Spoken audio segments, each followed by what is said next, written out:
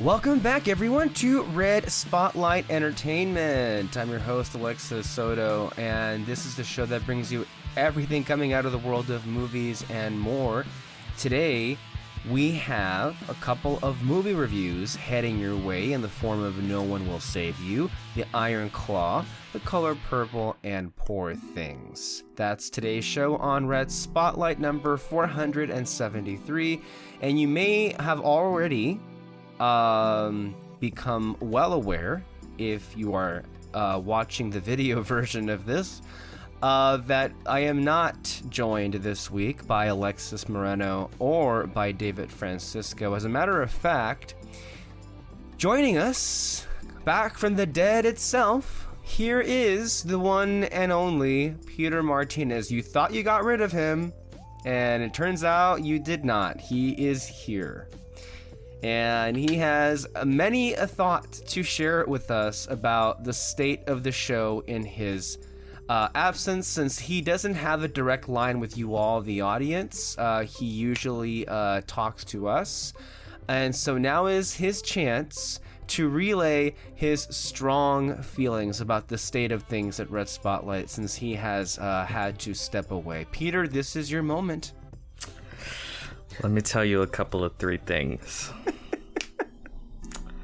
Well, just to start off with the bat, I understand there has been some slander spoken about me while I'm not here. Very cowardly behind my back. I know who those people are, and it's being dealt with. I don't want the audience to be worried about that. I also understand that a lot of the audience feels the quality has dipped, and that's putting it lightly insofar as this whole show is concerned. Believe me, we hear your complaints, and they are 100% valid. And I think we'll definitely do some retooling as we move forward. What was the third thing? No, that was it. But you said 3. Didn't you say 3? Oh, that was it? Okay.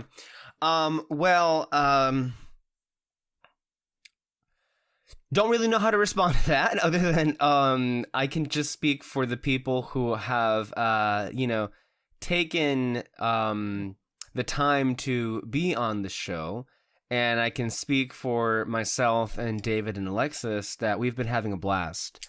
And the show has been absolutely thoroughly enjoyable since a couple of people were no longer in attendance, shall we say. But every now and then we do need something to spice it up, and of course, anytime that Peter is on a show, the rest of us end up becoming a couple of bowling pins. But since I'm the only one here, I guess I'm the de facto punching bag. So that's usually what the show might turn into. So yeah, and of course, Peter's been absent. He's had to visit the dead every now and then, so he's not been here. So I guess there's that, but I don't know of any slander you're talking about. I mean, I think people were just expressing their honest opinions in the last podcast about how things were, just as you so often express your honest opinions, just as you did just now. And many would say that what you just said, in and of itself, was a form of slander. The slander by others has been noted, and there will be an internal investigation, and it will be handled. Okay. Well, Peter, I for one am happy to have you here. It's so rare, since you spend most of your time being dead, that you get the chance to actually be on the show. But when you do, at least it's something. Anyway. So glowing. I know, right? At least it's something. A lot's been going on. Some of which we will get to. We've actually had the opportunity to see a lot of films together. And we haven't actually had the time to really talk too much about any of them on this show, particularly because nobody else has seen them besides you and me. So we're going to get into all of those movies today. But a couple of things have broke that I think you wanted to opine on. For one being the passing of Carl Weathers just this past weekend at age 76. Of course, the beloved Carl Weathers, forever known as one of the stars of the Rocky franchise, Predator, many others. Of course, a very comedic and memorable performance on Arrested Development. And then lately he had a kind of an acting and directing surge with Star Wars. So he is someone that's been quite active lately, and it kind of really was surprising, considering how, basically alive he was at the end. It just kind of happened. It kind of reminds you that people just slip away sometimes. No rhyme, no reason. Just when your time is, that's the time you go away. And that's what happened to him. He fell asleep, never woke up. So, and of course, hearing about it made everybody really, really sad. And I'm sure you feel exactly the same. Yes. Any more you want to say as far as like what Carl Weathers will live on for you? I mean, it's basically the same as everyone else. He had a really varied career. Mm-hmm. He had a stew going. He had a stew going. He was a pro football player. He was an actor, an action star in some of the most classic films ever made. Late pivot. At the end, a director, yeah. Director, late actor, pivot to comedy. He did all of it. And in everything he did, he was always a standout, which is crazy because that's so hard. Think of it. In acting, he was a standout. In action, he was a standout. In comedy, he was a standout. He just had that quality about him. And this one made me real sad because, like you said, sure, he was definitely older in age, but man, he looked good. He looked real good. You know, looking at him at those Mandalorian seasons, he looked great. You couldn't tell he was near 80. Not at all. Not at all.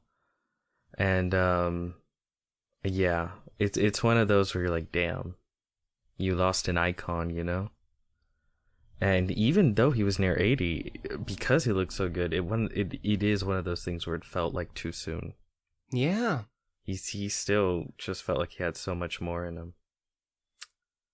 But yeah, it was real sad. No, for sure. It's been one of those weeks where that kind of like put things into perspective. It kind of, I don't like deaths happening on Fridays. It's happening a lot lately, where just the end of the week happens and then we just have to spend the weekend reeling over what happened. But in the lead up to that, as I mentioned last week as well, it's been a really crazy time. Just like I feel like the more years we put on, the more reality and fiction just starts to blur in together. One of the best examples of that, but actually for I think a change, it ended up being something rather entertaining and kind of like euphoric. The really just amazing promotional campaign for Curb Your Enthusiasm, the final season, which we're all looking forward to. But I think that's kind of an afterthought because it just so happened that Larry David took the liberty of assaulting Elmo on the Today Show, and then that ended up like spurring a whole media cycle. And the thing is, it's funny. It basically was an episode of Curb Your Enthusiasm, if you know the show, which is really the point of it all, even in how it was discussed afterward. But in typical fashion, I don't know, I feel like some people take it way too seriously. I'm not sure if you saw the reaction from when Miss Grace Randolph, but she apparently was literally offended and felt that it was a disturbing moment. She's so funny. She Because is like... so funny, man. I don't know what there is to be offended about. I guess she was talking about, because the segment that Elmo was on was talking about a mental health situation, that Larry David coming in made a whole mockery of it. Okay. You know what's good for mental health? Laughter. Exactly. And yeah, I mean, I don't know. If you're a grown adult that needs Elmo to like school you on mental health,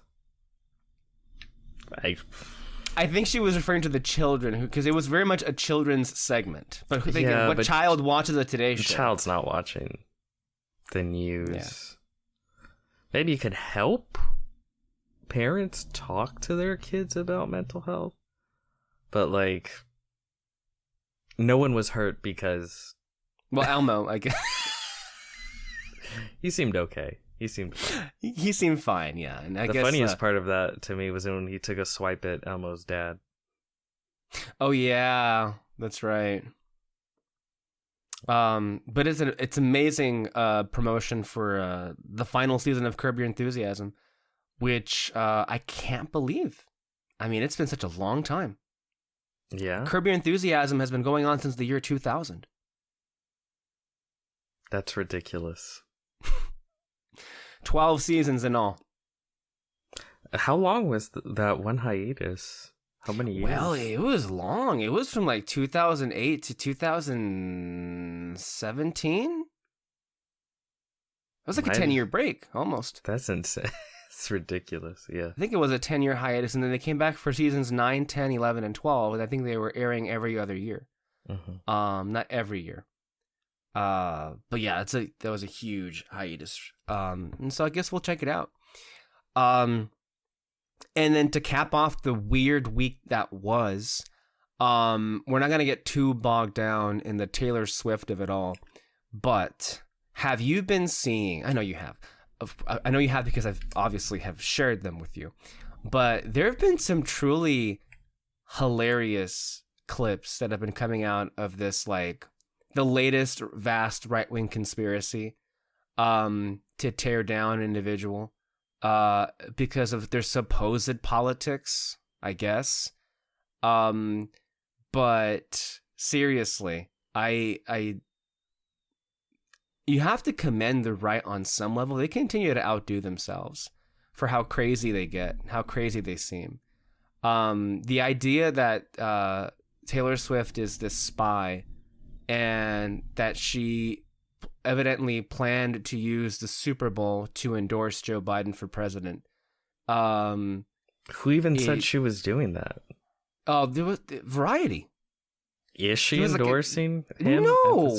Okay, no, then but what the hell? Like, no, she's not even saying anything. Is it the right all collectively just presumed she had a preferential candidate and that she was going to go all out for him at some point even down the line. Even if she does vote for Biden, doesn't mean she's going to, like... She could just say in an interview, like, yeah, I'll vote for him. Like, it's... I don't know. It was a preemptive strike over practically nothing. Before, I used to feel like a lot of right-wingers, at least, were pretty savvy in the way they went about some of their bullshit. But now it's less and less so. I think you're getting too lost in your own sauce, if you know what I mean. Like, I think they genuinely thought the whole, like, scaremongering about trans people would really lead them to political wins. And it hasn't. But they're still not giving it up. Like, it's still something they obsess over. And you're seeing that more and more, where they focus highly on things that just aren't real, or on any level going to connect with most voters. But they'll still win anyway, so it doesn't matter. Yeah. I mean, yeah. So it's just also this is a battle. This is one person they can't take down. Like they've been very successful at like tearing down many people through their media space, but this is not somebody who they can come close to damaging. No. Especially because she's not even a political person. She's not, and she legitimately has a cult behind her, like. Yeah, she's got her own cult, like. And it's a white woman cult, like, so. Good luck with that. Good luck. Yeah. Getting to some of the movie stuff, Chris Rock apparently is making a remake of Another Round, and I find that completely disgusting. Yeah, I just can't get behind these American remakes. They're unnecessary. They exist only because Americans refuse to read subtitles. Fuck you. Read. There's no reason it should happen. I can't remember one where an American remake of like The Departed. I can't remember one where I'm like, oh, that was really good. I'm glad it exists. Yeah, fuck that. There's a lot to be said there. For one, Another Round happens to be a film I would presume most people wouldn't even have heard of. But you and I know it quite well. It happened to be one of our favorite films of 2020. That, of course, being the other problem is that was a year that nobody, of course, was watching films. But we both watched it. It was my favorite of the year. It was among yours as well. A great performance by Mads Mikkelsen and directed by Thomas Vinterberg. It ended up winning, I believe, International Feature at the Oscars that year, although it should have been nominated for much more. The problem there being, though, is that this film is really specific to the culture of Denmark. In literally the whole of it is completely specific to that place. And I think as an American, when you're watching the film, there are a lot of cultural shocks that occur throughout the film that you're like, wait, they do that over there? So making that and putting it in America doesn't quite work. So you have to really change a lot of different things about the movie for that to even happen. Also, I don't know, of all people, why Chris Rock would choose this project. I don't know what he has to offer a new spin on this story. I can't, in good conscience, like think that it'll turn out any good. It'll release, no one will like it, they'll forget about it in a month. No, not basically a month, a week. A week. Yeah. Unless it's so bad that it's one of the year's worst. I can't see it being bad enough that people give a shit after a week. That's true. It won't be Madam Web. No, that one. Can't wait to get my Madam Web popcorn. Can we talk about that for a second? Because we have not at all talked about that on this show at all. This is the first mention of Madam Web in the history of this show. And I think for a good reason. And that doesn't even get to the trailer that, of course, these Sony comic book films are notorious for... They're garbage, yeah. Amy Pascal sucks. Avi Arad? That isn't talked enough about how much they suck. Mm-hmm. I know there's been some historical revisionism with the Mark Webb Spider-Man films. I see a lot of people online, probably because they were that age to grow up with them. They're doing a prequel Star Wars treatment. They're doing a prequel Star Wars thing. Those movies sucked. They were not good, especially the second one. They sucked then and they suck now. Yeah, it seems like a lot of people are trying to do revisionism with the Amazing Spider-Man Part 2. That movie is terrible. It's legitimately terrible. Can we stop there? The Amazing Spider-Man 2 was so bad, it broke everything. It cost Andrew Garfield a third film, and it caused Sony to retreat completely and go to Kevin Feige on their hands and knees to help them make a whole new Spider-Man character and franchise. What? What do you mean it wasn't that bad? Amy Pascal literally cried and threw him out of his office when he said just let us make the movie or some shit. Remember that was in the behind the scenes emails and stuff. Mm-hmm. Remember that whole thing, the Sony leaks? Mm-hmm. But yeah, Sony doesn't make good films. No. Like, they don't. Every once in a while, they get lucky and they hire really talented people and they're able to make something. They got really lucky with Sam Raimi with the first trilogy. They got really lucky with what are they? Those two brothers. Are they brothers? Russo brothers. No, not the Russo brothers. You mean Phil Lord and Chris Miller? Phil Lord and Chris Miller. Yeah, they're not brothers. I just realized. I was like, what? Names. I don't know why I think they're brothers. Maybe they look alike. I don't know. But they got really lucky with them and the animated Spider-Man film. But Sony throws shit at the wall and like 10% comes out amazing.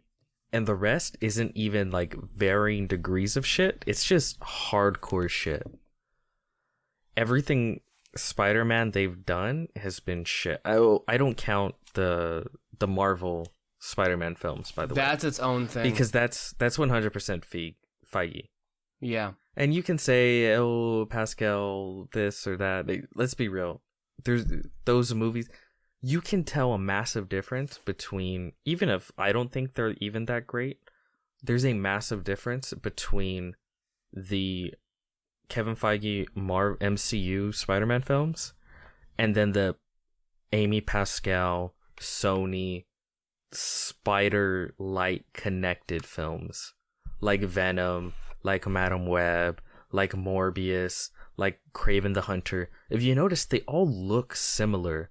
They all have similar tone. Like when I see their trailers, because I don't watch those fucking movies, but when you see those trailers or any scene, I have not seen one to date, honestly. They really feel, you can tell right away, like they're made by the same people. And they're garbage. They're just, they're terrible. And proud of it too. These people are not good at their job. But you know what? I blame people that made Venom a hit in the first place. Yeah. For this bullshit. I really, really do. It's the reason why Madam Web should have never been a movie. Kraven the Hunter never should have been a movie. Fucking Morbius. No. At one point, they were gonna make El Muerta. Yeah. With Bad Bunny. You know he's in like 3 comics from like 2009. I didn't even know it was a character, honestly. No one knew that was a character because he was in 3 comics from like 2009. Yeah, but Madam Web looks at like a new level of bad. It looks like if the CW made a movie. It looks terrible. Can I be honest with you? I think that's not fair to some of the stuff on the CW. Not that I know about it all that much, but we all know what it means when you say, "Oh, it looks very CW." I would say that some of the CW stuff at its peak was better than what Sony was offering. That's probably fair, yeah. And you know they don't got shit because you look at the trailers and it's like nothing. And you know Sony, they wouldn't hold back. They're going to show you all the best parts, right? And it's embarrassing. It's genuinely embarrassing. I think Sony is a massive, massive reason for the decline in comic book movies. Because they're allowed to make garbage dribble that should have never been made. And just terrible creative decisions. Kraven the Hunter's not a hunter. He's not a bad guy. He's now a good guy. And he kills poachers. And it's rated R. And that trailer was hilarious. A young hot guy. And it's okay. It's like it's 2006 or something. And people, no, not 2006, 1999. And people are still afraid of what a comic book movie is. And they have no idea what it is. So you have like cocaine-fueled movie executives making insane decisions. But no, she sucks. They all suck. The thing is this, when you take a step back and look at the main contributors or distributors and producers of the comic book genre, you think of DC, you think of Marvel Studios, you think of the Sony Marvel films, and then at one point in the early 2010s to mid-2010s, you had Fox Marvel, which no longer exists. But on the whole, yeah, go ahead. And Fox had varying degrees of success, but at least it was varying. Like, the hits and misses the hits came a lot faster, right? Yes. Like if you could argue there's like 50-50, you get a really good movie, then you get a so-so, then you get shit, then really good. With Sony, it's just shit. Fucking one of the best movies involving a comic book movie ever made. Shit. Yeah. And to be fair, though, and I think you already made this distinction, but to be clear about that, Sony Animation and the work that the Lord and Miller team, along with Dos Santos and Powers and Thompson, their co-directors, they are not at all. None of those people are involved with Madam Web or Morbius, or it just happens to be that they're under the Sony, I guess, name of it all. But like, again, you got to take into account here that, yes, you're right. Sony has been the worst because it's been nothing but shit, as you say. The other, I guess go ahead. If it wasn't for Phil Lord and Chris Miller, Sony wouldn't have made a good Spider-Man related any film since Spider-Man 3. Again, Lord and Miller have been holding up Sony for like a decade at this point. Yeah.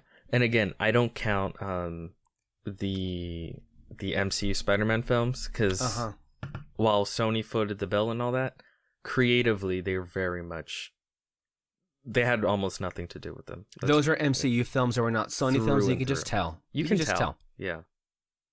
Even just by looking at it, you can tell. It's very easy to see. But I would say that the runner-up in the department of delivering crap comic book films definitely was DC. It just was, unfortunately, they didn't get their act together until like recently, where the last few years they had been releasing some really good films. It just so happens that at that point they had screwed the pooch in a really bad way where nobody was even, it fell on deaf ears, right? Yeah. As I think I shared this clip with you a few months back. John Campea, somebody of personality we followed for I think almost 10 years now at this point, he made one of the best predictions ever in the lead up to BVS, and saying that if DC messed it up, that they would not be able to recover in at least 10 years. And that's what happened ultimately. And that itself led to the downfall in a lot of ways of the genre. You and I remember back in 2016, we did a video on Suicide Squad. You said this yourself, that if bad comic book films kept coming out, this is what would have happened. Mm-hmm. Yeah. I think DC never even had a chance. I think they were fucked from the beginning. I think they were fucked from Man of Steel. Yeah. Because they were chasing the Dark Knight high with Superman. And by then, the comic book, the winds had already changed. And then they tried to do a mid pivot into BVS. And by then it was too late. The creative team and the universe was just completely wrong for what they were trying to do. Of course, they're executives, so they had no fucking idea about it. They were fucked from the beginning. They never had a chance. As you mentioned, and you said so many times before, one of the worst decisions ever made was giving Zack Snyder a cinematic universe. Yeah. And you know what's not brought up often? You know who had a heavy hand in giving Zack Snyder the job in the first place was Christopher Nolan. So it's like we talked about Nolan a few weeks ago on this show about like how it's really his time, and that's why he's getting his moment really with Oppenheimer and everything. But he has shaped the movie industry in so many different ways, not just because of who he is as a filmmaker, but how he makes his movies, what his movies represent, what they feel like. It's really like it in many ways has kind of, I mean, for example, the Sony Spider-Man films with Mark Webb and Andrew Garfield, those were very much inspired in a lot of Nolan's, basically aesthetic, and a lot of blockbusters followed down that road. It did not work out very well for most of those franchises, In fact, I would argue that's what killed the Spider-Man universe too, because they tried to do a mid franchise pivot as well, visually, tone-wise, everything. That first Amazing Spider-Man film is completely different from the Amazing Spider-Man 2. It's completely in nighttime. There's no like light, any daytime sequences. Everything had to be more grounded and realistic because it has to be the Dark Knight of such and such. less heightened and less sincere. Yeah. And then by the time The Amazing Spider-Man 2, I think the MCU was it was up and running big time. So then, of course, that movie looks completely different, feels completely different. All of a sudden, they go from the super ultra realistic Spider-Man outfit to just fucking the regular Spider-Man outfit. Yeah. You can't help but wonder where things would be if instead of Snyder's name coming up, we would have had Matthew Vaughn. It would have been so much better. So much better. I love Zack Snyder. I really do. And I think there's a reason why so many people love Zack Snyder. I mean, like, in the industry. I'm not talking about, like, his cult. He seems like a genuinely great guy. And I do like him as a film... Well, at least I grew up liking him as a filmmaker. But I do think he's a little captured by his audience. Sounds like he's gotten a bit gonzo since the whole Snyder thing blew up. Yeah. But I haven't been with him. He feels... I gotta say, though, I mean, there's reason to feel that way. I mean, Netflix keeps footing the bill for his movies, so... I don't think they make that much viewership, though. I don't know. I know you didn't say we were going to review Rebel Moon. You, by all means, go ahead. I'll give a quick review. I love Zack Snyder. I adore Zack Snyder. I really do. Rebel Moon is by far the worst film of the year. It is garbage. It is terrible. I don't think I have the words for how awful a film it is. I really don't. Because even in the films where I didn't like, there was always, you could always respect Snyder for so much of the things he did great. Like BVS, I guess you can go back and still listen to. I think that's one of our best ones. Yes. Our reviews, the one right when it first came out. And we have a review and an audio commentary and feed history. But I was pretty heated during the initial review, like the day after we saw it.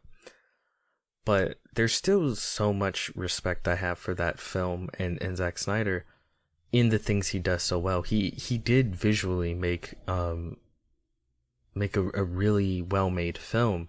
The action scenes are genuinely really, really good, especially the Batman action scenes. He really went for it in a lot of ways, in very interesting ways with the story. There's a lot to respect about that. And that's why I even said, like, I would want him to have the Snyder Cut. I think, even though me and you weren't fans about the crazy Snyder people, I think we also both agreed the right thing to do would be give him that cut. And I'm really glad that he got it. But none of the things I've loved and respected about him as a filmmaker in the past are here in Rebel Moon. There's not even any risks really with it's so boring. Mm-hmm. The dialogue is long. It's so long. The dialogue is terrible.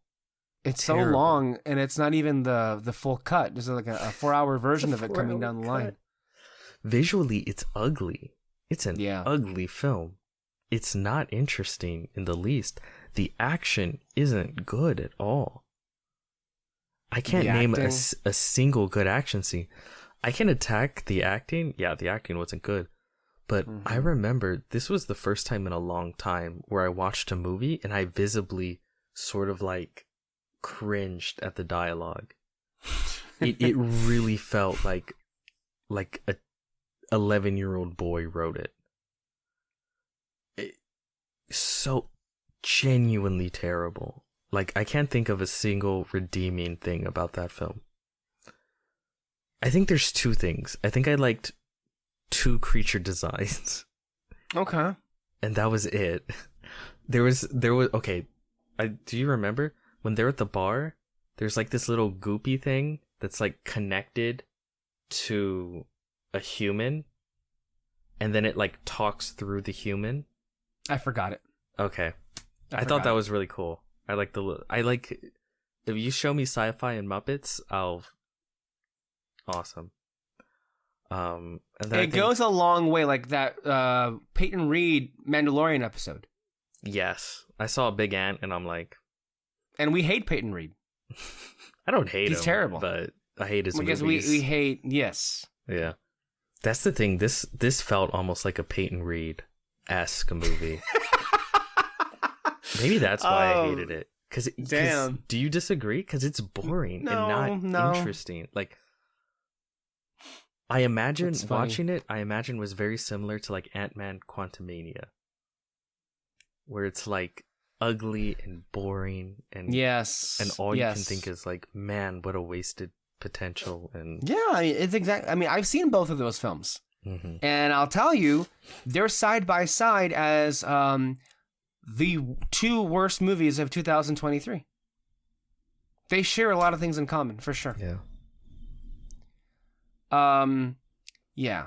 And again, I mean, Zack Snyder himself is a big part as to why the genre has been suffering. I mean, you were saying that there were things that you can take away from his recent films that you can like, okay, I still like this guy.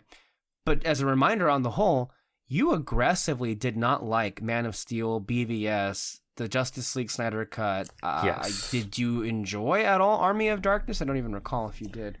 There was some fun ideas in there. There was that spark of creativity that you find with Snyder. I'm like, it wasn't a good movie, and I don't think it helps that his first movie, the Dawn of the Dead remake, is one of my favorite zombie flicks. Like, it's legitimately really fun, really well done. And then so this is another zombie flick by him, and I'm like, it doesn't stack up in the same way. It's the same thing where he's throwing out all these ideas, but he doesn't have any good writer to like center them and really make it work. He wants to be his own cinematographer now, so his films visually have suffered greatly because of that. I think I've talked about this before with other directors. There's so many great directors that I feel get in their own way of actually making good films because they want to be the writer-director. They want to write their scripts and tell their stories, but they don't have anything to say, and they're not good writers. We can name so many names. There's so many names. Gareth Edwards. J.J. Abrams. That's the other one. There's more I could probably think of. But those are the main ones I think of when I talk about that, where it's like, damn, you have so much talent as a director that if you just got out of your own way and then just took a good script from a good writer and not just act stupid, like, you'd be producing banger after banger. Yeah. But of course, that shouldn't take any of the blame off of Marvel Studios themselves, because their quality has been falling so hard. I mean, we haven't. Here's the thing: we're now living at a time. Remember, at one point in time, this podcast was completely consumed with. I mean, it was basically the Marvel podcast at one point. I mean, it was like Marvel this, Marvel that, all these, movies, and then when they did the Netflix shows, and like we went all in, then with the Disney Plus shows, Endgame, that whole craze. The last time I think we talked about Marvel on this show, I think was early November, like 3 months ago, when that last movie came out, and that was it. Oh wait, no, we did talk about it briefly a few weeks ago, when they were announcing all the latest things that, with Daredevil. Yeah. We mentioned Echo existed, but none of us saw Echo. I think it already dropped. I saw the first episode. Okay. It was all right. I heard it was, well, that's what I was hearing. Basically, that's the review. It was all right. That's what I was hearing, and then there were other people who were not so kind comparing it to CW stuff. The action scene with her and Daredevil was real good. Okay. They were calling it the CW version of a Marvel Netflix show. That's what some comments were saying about it. Yeah, it's a really strange time with Marvel Studios because really all they have on the plate is Deadpool 3. And even still, the fact that all of us have such negative feelings toward them, I think we're still pulling out for that film. You know, holding out hope that we're going to end up liking it a lot. Deadpool 3, I should say. Oh, yeah, for sure. I think I'm going to love Deadpool 3. I do. I'm hoping you're right. And I definitely would love to live in a world where that is true. But everything else has just like you can tell that they know it because they're laying low. They're laying low as in there's nothing really to talk about in their department, but they're also the way that they're completely overhauling Daredevil and how they're not overcorrecting, but they're going out of their way to basically just say we're giving in. We give up. We fucked up. Sorry, basically. Can you believe like the extent of which they were like, "Wow, we really fucked up, guys," and just to make sure we're on the same page, we're just gonna give you season 4, even though it's not at all what the planned season 4 of the show was. They're going to do their best to make it feel as if it was by bringing back more of the original cast, including 2 characters who, by the way, they were going to kill off and not have involved at all. Well, have you heard some of the rumors?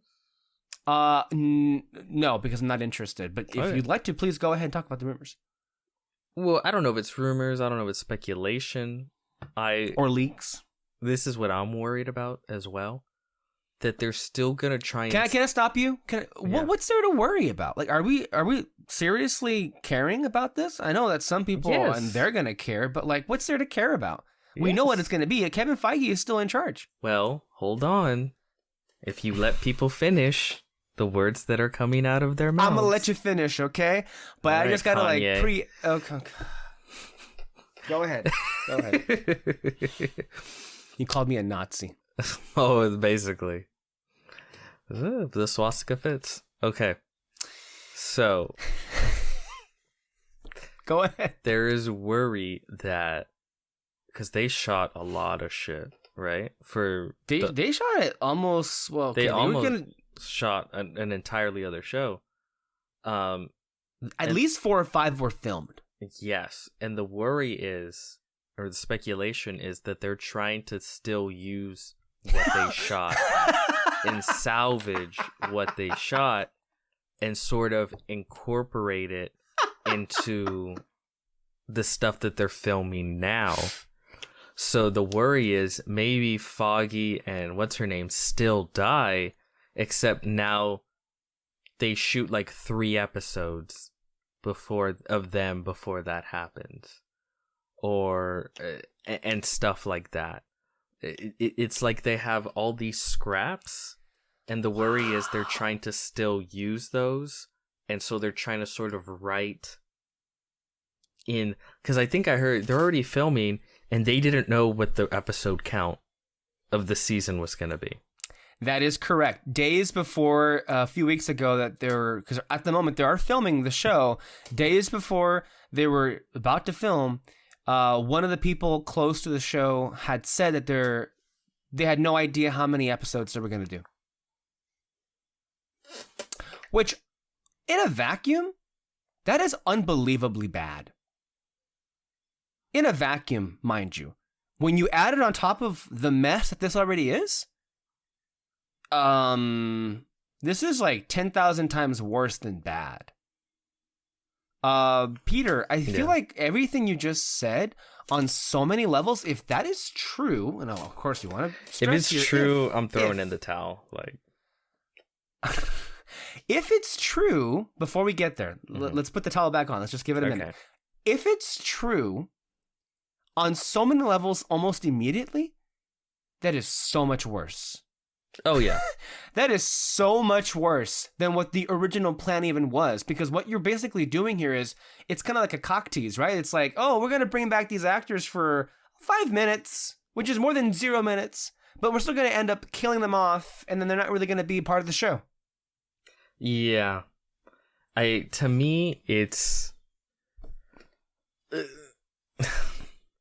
Honestly, I would not have as much of an issue with it if it was an entirely new script and storyline, original by these new writers and new showrunners that they had written and planned out, and then like, okay, we're gonna do this. Then I could at least, maybe they can pull it off well, story wise. But if they're trying to do it to just be like, we already shot shit and it costs so much money, we're gonna use it, so just try and write around, because the reason why so much of everything Marvel puts out is utter garbage is because of this right here. They start filming without two fucking ideas about what they're filming and what they're trying to make. They get halfway through production, realize it's completely fucked, try and start over, and then at most they come out with something that isn't too incoherent, but most of the time it's just garbage, and you can tell, wow, this movie was fucked from the beginning behind the scenes. And they're still doing it. They're doing that with Captain America. They shot most of the film, realized it's crap. They're doing these massive rewrites. Which is why it's not coming out this year. It's coming out next year. Massive reshoots, yep. And it's just, what is it going to take to like just have a script and a director, an idea for what you want the movie to be before you hit play? But wait a minute, Peter. I thought that moment already happened. I thought that them basically admitting that they were going to reshoot Daredevil, and then remember that there was this whole talking points memo that from now on, when it came to doing TV shows, they were going to test pilots, they were going to have a show Bible, they were going to actually have show runners in a dedicated writer's room. Oh, was that all just a bunch of bullshit? Was that a lie? Because, again, the impression is that they want us to think that they're doing a course correction. And yet, everything we've just talked about is completely just against that. No, here's the thing. Maybe they are. Let's give them the benefit of the doubt. Let's say they are doing a course correction. They're doing a course correction when they've already filmed half of the series/movie. So a course correction it's just going to fuck it up more. It's like what we were just talking about with DC. They tried to do a course correction when they were already going in one direction. Which is why we have two versions of Justice League. Yeah. Neither of them good. Neither of them great. Maybe Snyder's can say good. I wasn't hot on it. I know it's more good than the other one. Oh, for sure. Maybe you'll see better stuff come whatever comes out after, whatever they start shooting now. But when it comes to Daredevil and Captain America, which again, man, they had a lot to prove with Daredevil. Like a lot to prove. So if they fuck it up, like they're gonna be done, right? Do you be level with me here, Peter? Do you really think they have a chance to pull it off at the end? I mean, yes. I felt and I'll tell you like, why. All right. Go ahead. The Spider-Man films, specifically No Way Home. I don't think those are great films. I think you can tell how mishandled and thrown together that film is. I think it's ugly. I think it's not well directed. I think a lot of things. Well shot. Well written. Yeah. But they pulled it together enough in a way that a lot of people loved. And I'll admit, I enjoyed to a certain extent. And you as well. Yeah. So they can do something like that with Daredevil. But the chances of succeeding are a lot more slim, I think. I will say we need to say a couple of things here. This has always been my feeling. before any of this really blew up, let's just go about a year ago in time. Mm-hmm.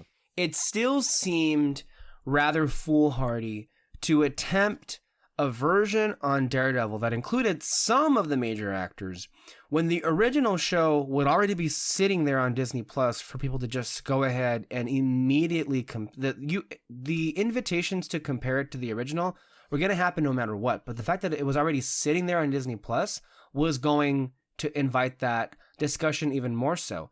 Now they've kind of doubled down on that because now they're going to have a lot of the cast returning. But again, what's not being discussed is, and I get you, of course, that a lot of these people have jobs elsewhere now, but the main team, the writing, the directing team, the choreographers of the Netflix Daredevil 3-season show, not one of those people are back. See, that's the thing. That, especially that first season, they hired really talented people. Like, really talented. Who's the showrunner? I think the director. Well, if I'm not mistaken, weren't the writers a part of Loki? You mean again, for the new season? I think. Well, I'm talking about the one that Kevin Feige is working on right now, the one that Marvel Studios is working on. And again, this is but wasn't Drew Goddard the showrunner for Daredevil? I don't know if that was his title. We have to look it up right now just to be clear here. But I just also want to say that as far as the new team is concerned, yeah, he was the showrunner. Okay. And guess what? He's an amazing fucking director. Is it coming out this year or next year? I don't know. I don't pay that much attention. Oh, Daredevil Born Again, it's next year. Because look, the people who are working on it right now, it's just the same thing that Kevin Feige pulls, right? Like he has his Loki team that's taking care of it, right? Although, did you see the new season of Loki? I did not, no. Okay. You know what? They pulled it off. Okay.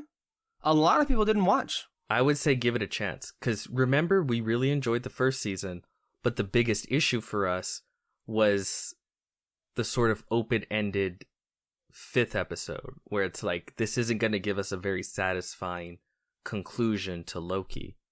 Mm-hmm. But they gave a very satisfying conclusion, at least to me, for Loki. Okay. I mean, give it a chance. I'd be very interested to see how you felt. I mean, I could say the same about another show. Say it. But it seems like it's a waste of time, as it was. Wait. Is this show canon?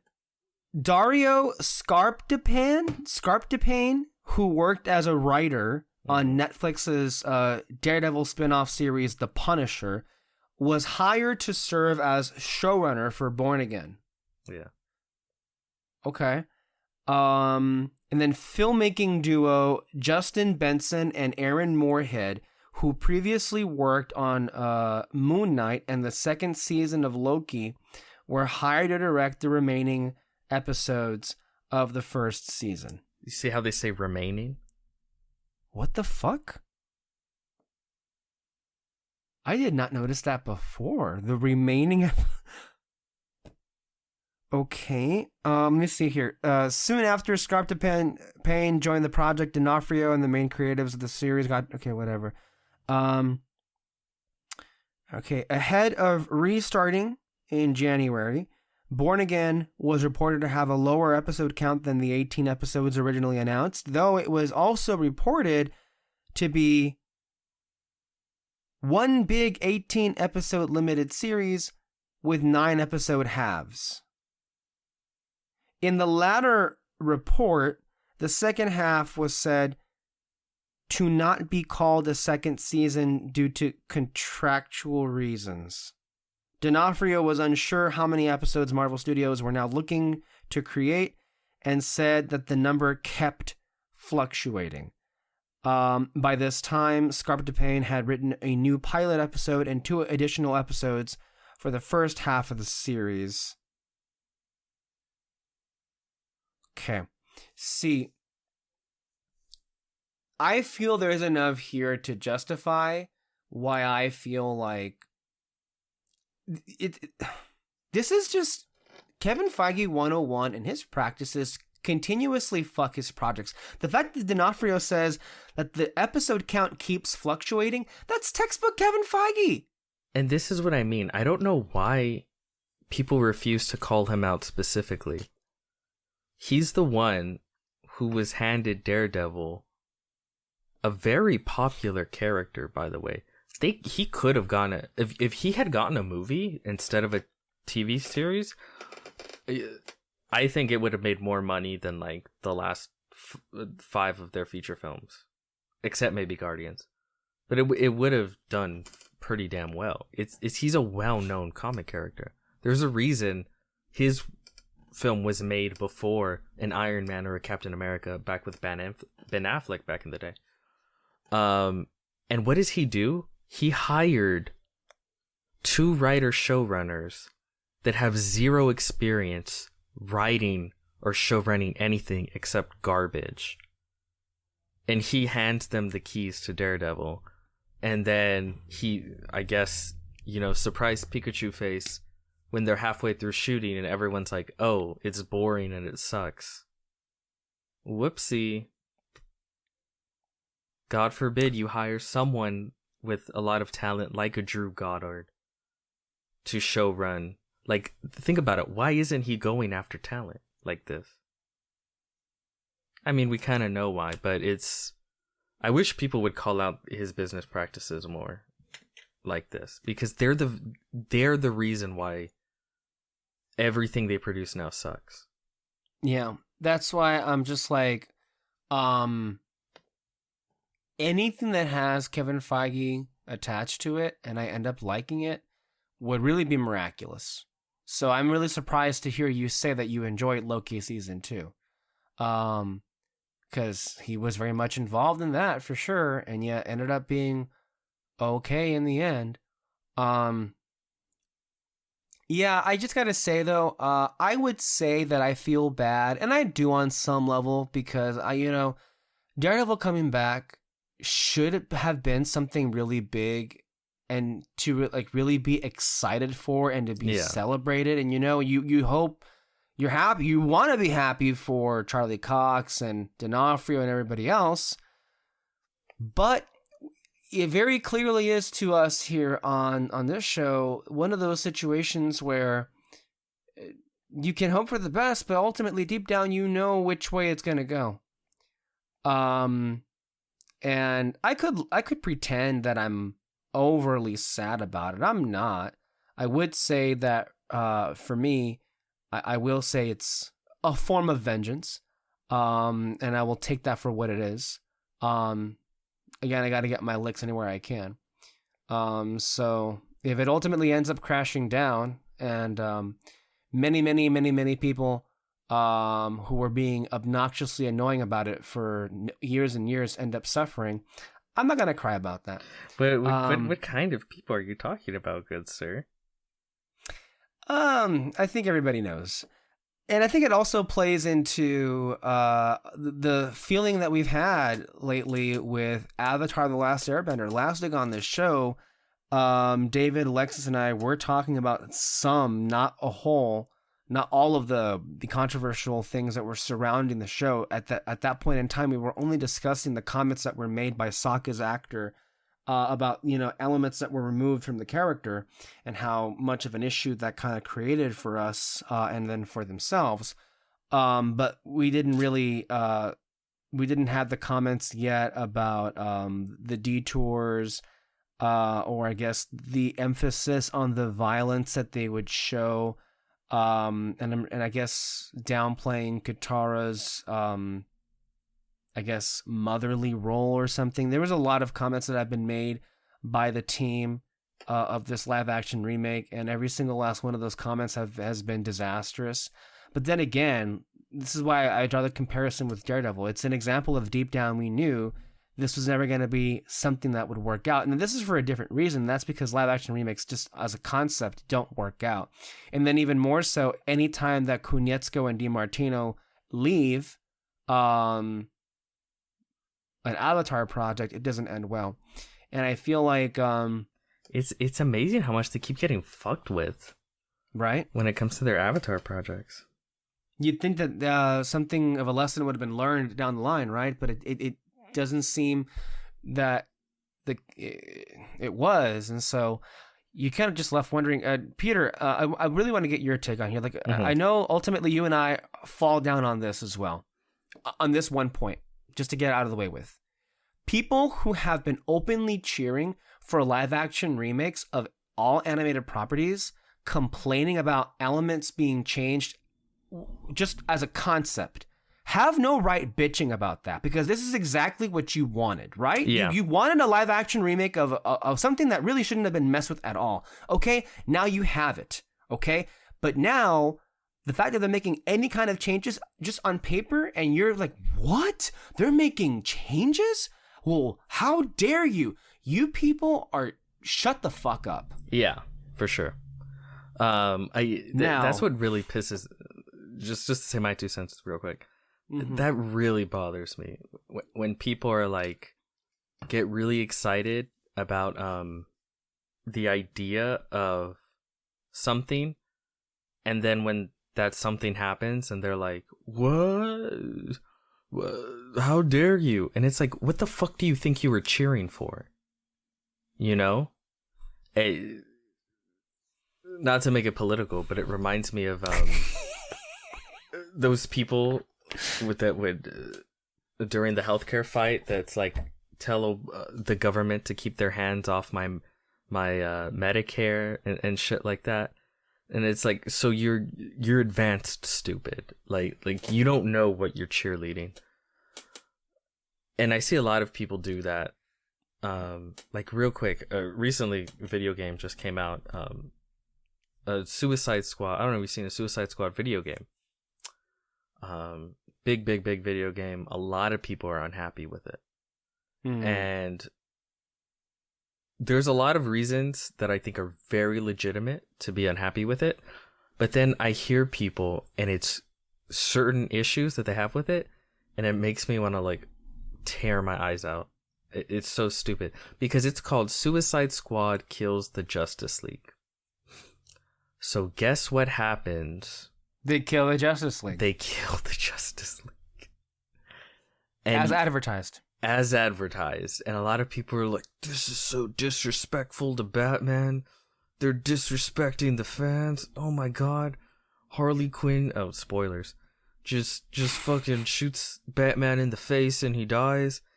And it's like, listen, there's a million complaints you can have for the video game that I think are 100% legitimate. Maybe even the way that they're killed. You're like, hey, story-wise, they just didn't pull it off well. Like, but there are people that are like, this is a middle finger to the fans, and it's like, Jesus Christ, like, shut the fuck up. And I feel a little bit like that too with the live action what do you call it, Avatar series, because as you remember, I wasn't a fan of this. You weren't.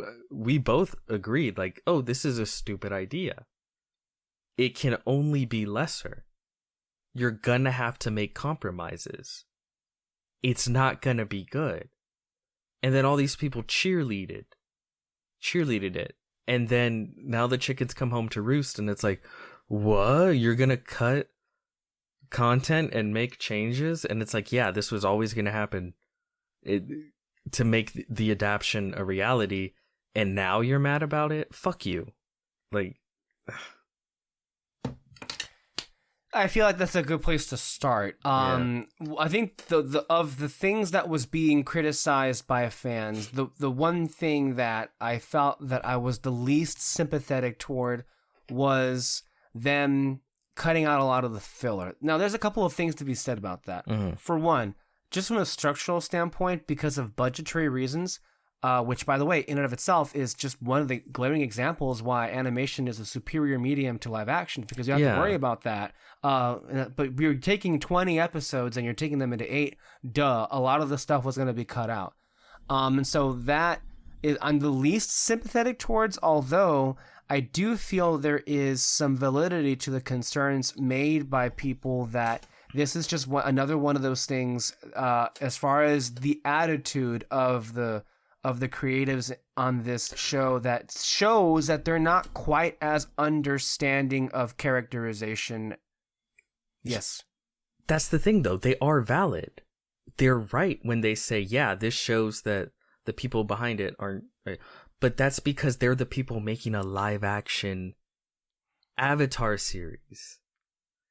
If you understood The Last Airbender, you would not have championed a live action series. I guess it kind of circular comes back to... it's a logical conclusion. Like, what did you think was going to happen? Yeah. When it was announced, they weren't going to literally make, like... It's like, you have to honestly, like, consider for a second. Did these people actually think they were going to do every single sequence again just to do it in live action? That you really expected 60 episodes. And did you actually think they were gonna look better, have better action, acted better, visually be more interesting? Like, but I know the other stuff is what you want to get to, which you have more of an issue, which is removing the sexism from Sokka and removing, I guess, the more motherly nature or those are key characterization things that we can talk about, but I did want to get... Oh, I thought that's where you were going. Oh, okay. Yes, I was going to go to. I just don't want us to lose one of the other comments that was made in that I thought to me it was kind of, bordering on parody. The person, whoever their name is, that does the show now, saying that they kind of dismissing, again, fundamentally misunderstanding what was happening, but dismissing the show, basically saying that the show never really dwelled on the siege of the air nomads, like the actual war that happened, and him basically saying, I want to see it. See, and so he wants to, yeah. But this is what I mean, right? This is the same shit we see every time there's a live action Disney remake. It's half an hour longer, and they go like, well, in the original movie, animated film, we didn't really see this, there wasn't really much to this character, so we're adding in all kinds of detail. Just a bunch of cosmetic changes that give off the illusion of any kind of change. Yeah, and then also they add shit that just isn't necessary and does nothing but fuck up the flow of the film and just all around ruin it, And like a beetle carrying a piece of shit. Yeah, we need to see that beetle roll that piece of shit because it's integral now. And that's the same, and yeah, I can see the same thing here where it's like, what do we do to change it? I know, just show the thing we weren't shown before. Yes, that'll be good. And it's like, again, if you, like, I agree, if you understood the type of storytelling they were going for, not seeing it is sort of key because we're with Aang. He's our protagonist. The fact that he missed this, right? Because he ran away and he wasn't there to either defend them or just whatever and sort of feel that responsibility. I think that's important. And in the same way that he didn't see it, I think it's important that we don't see it. I don't know. And again, yeah, connecting that to all the other comments, Sokka sexism, it's literally called character growth. He starts off with backwards views on women and stuff like that, and then by the end of the episode, women literally teach him to be a better warrior, and he grows as a person. I think isn't there an episode with Sokka like that too, with the water. There's a whole episode, chief, yeah, where he's like, "You're a girl. I'm not gonna teach you," and then she's like, "Fuck you, psh, psh, psh, icicles."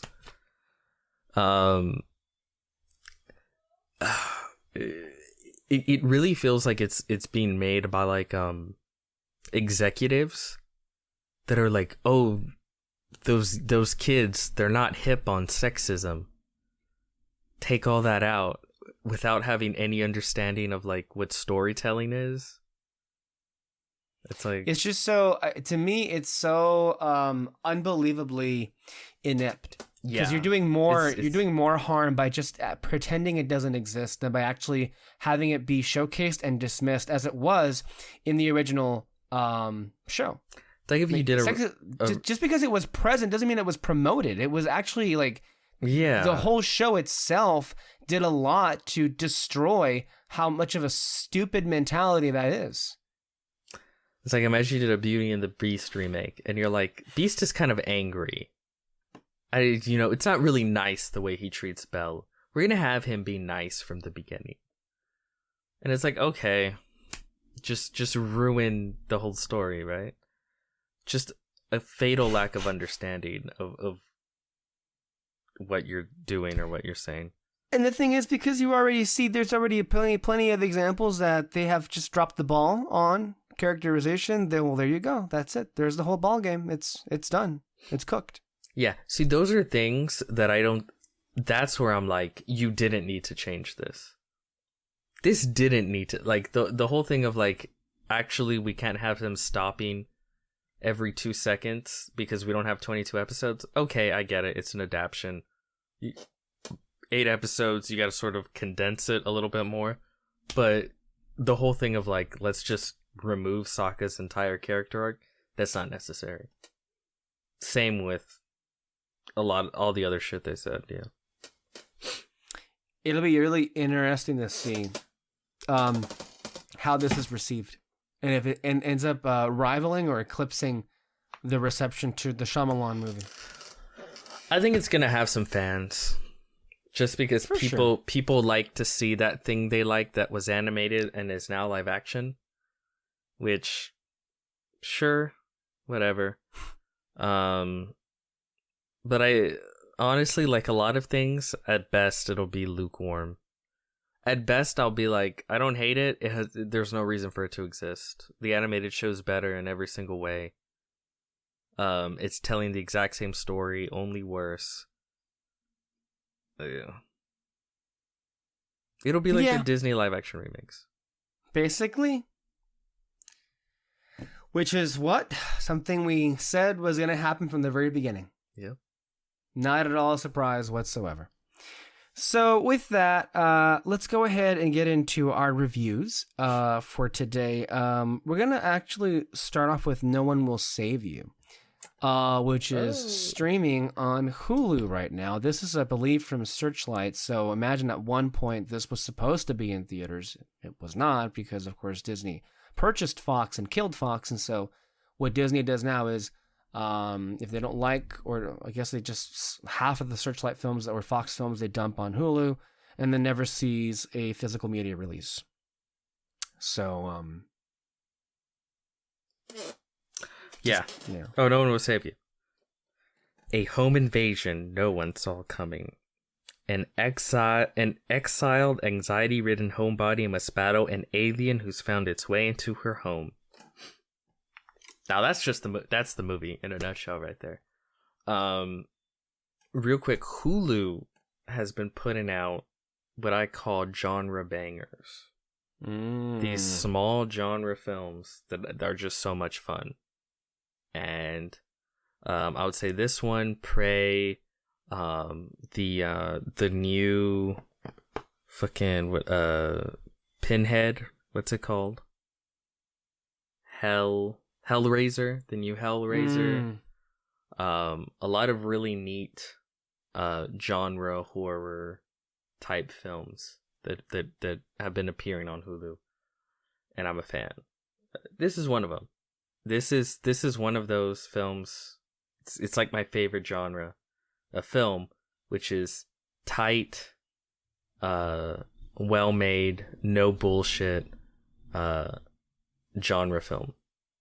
It's a home invasion with aliens, good character, a lot of fun, great tension. I really enjoy it. I love these kinds of films, and because I always talk about them. I mean, I feel exactly the same way. Like Crawl or Ready or Not, films like that. Yeah.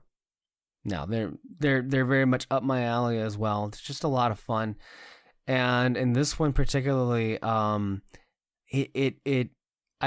think more than delivered on what you would want out of this film, on all those things you mentioned, and I think also was really dependent on the lead performance because she anchors the film in ways that you're not quite expecting. For me anyway, what was surprising about it was that it really more or less was a silent film. Yeah. In that there really wasn't any kind of dialogue in the movie itself. At one point, I think you hear the aliens speak, but of course they're aliens, so you don't understand that. Now, that isn't to say that the film is devoid of sound. No, there's actually plenty of sound in the picture, but it just so happens that the characters in the film don't really speak. And honestly, it took me I think almost 10 to 15 minutes before I realized, are they ever going to talk? I don't know why it took me that long, and it ended up not being the case, but I think what makes it, I think that element actually makes the film that much more special, if you ask me. Because I think a lot of the things that are realities for these characters, you really do have to piece together. And you can't really have any kind of clarity until it becomes addressed, I want to say, close around the third act, or close to it, when it becomes clear what exactly is going on.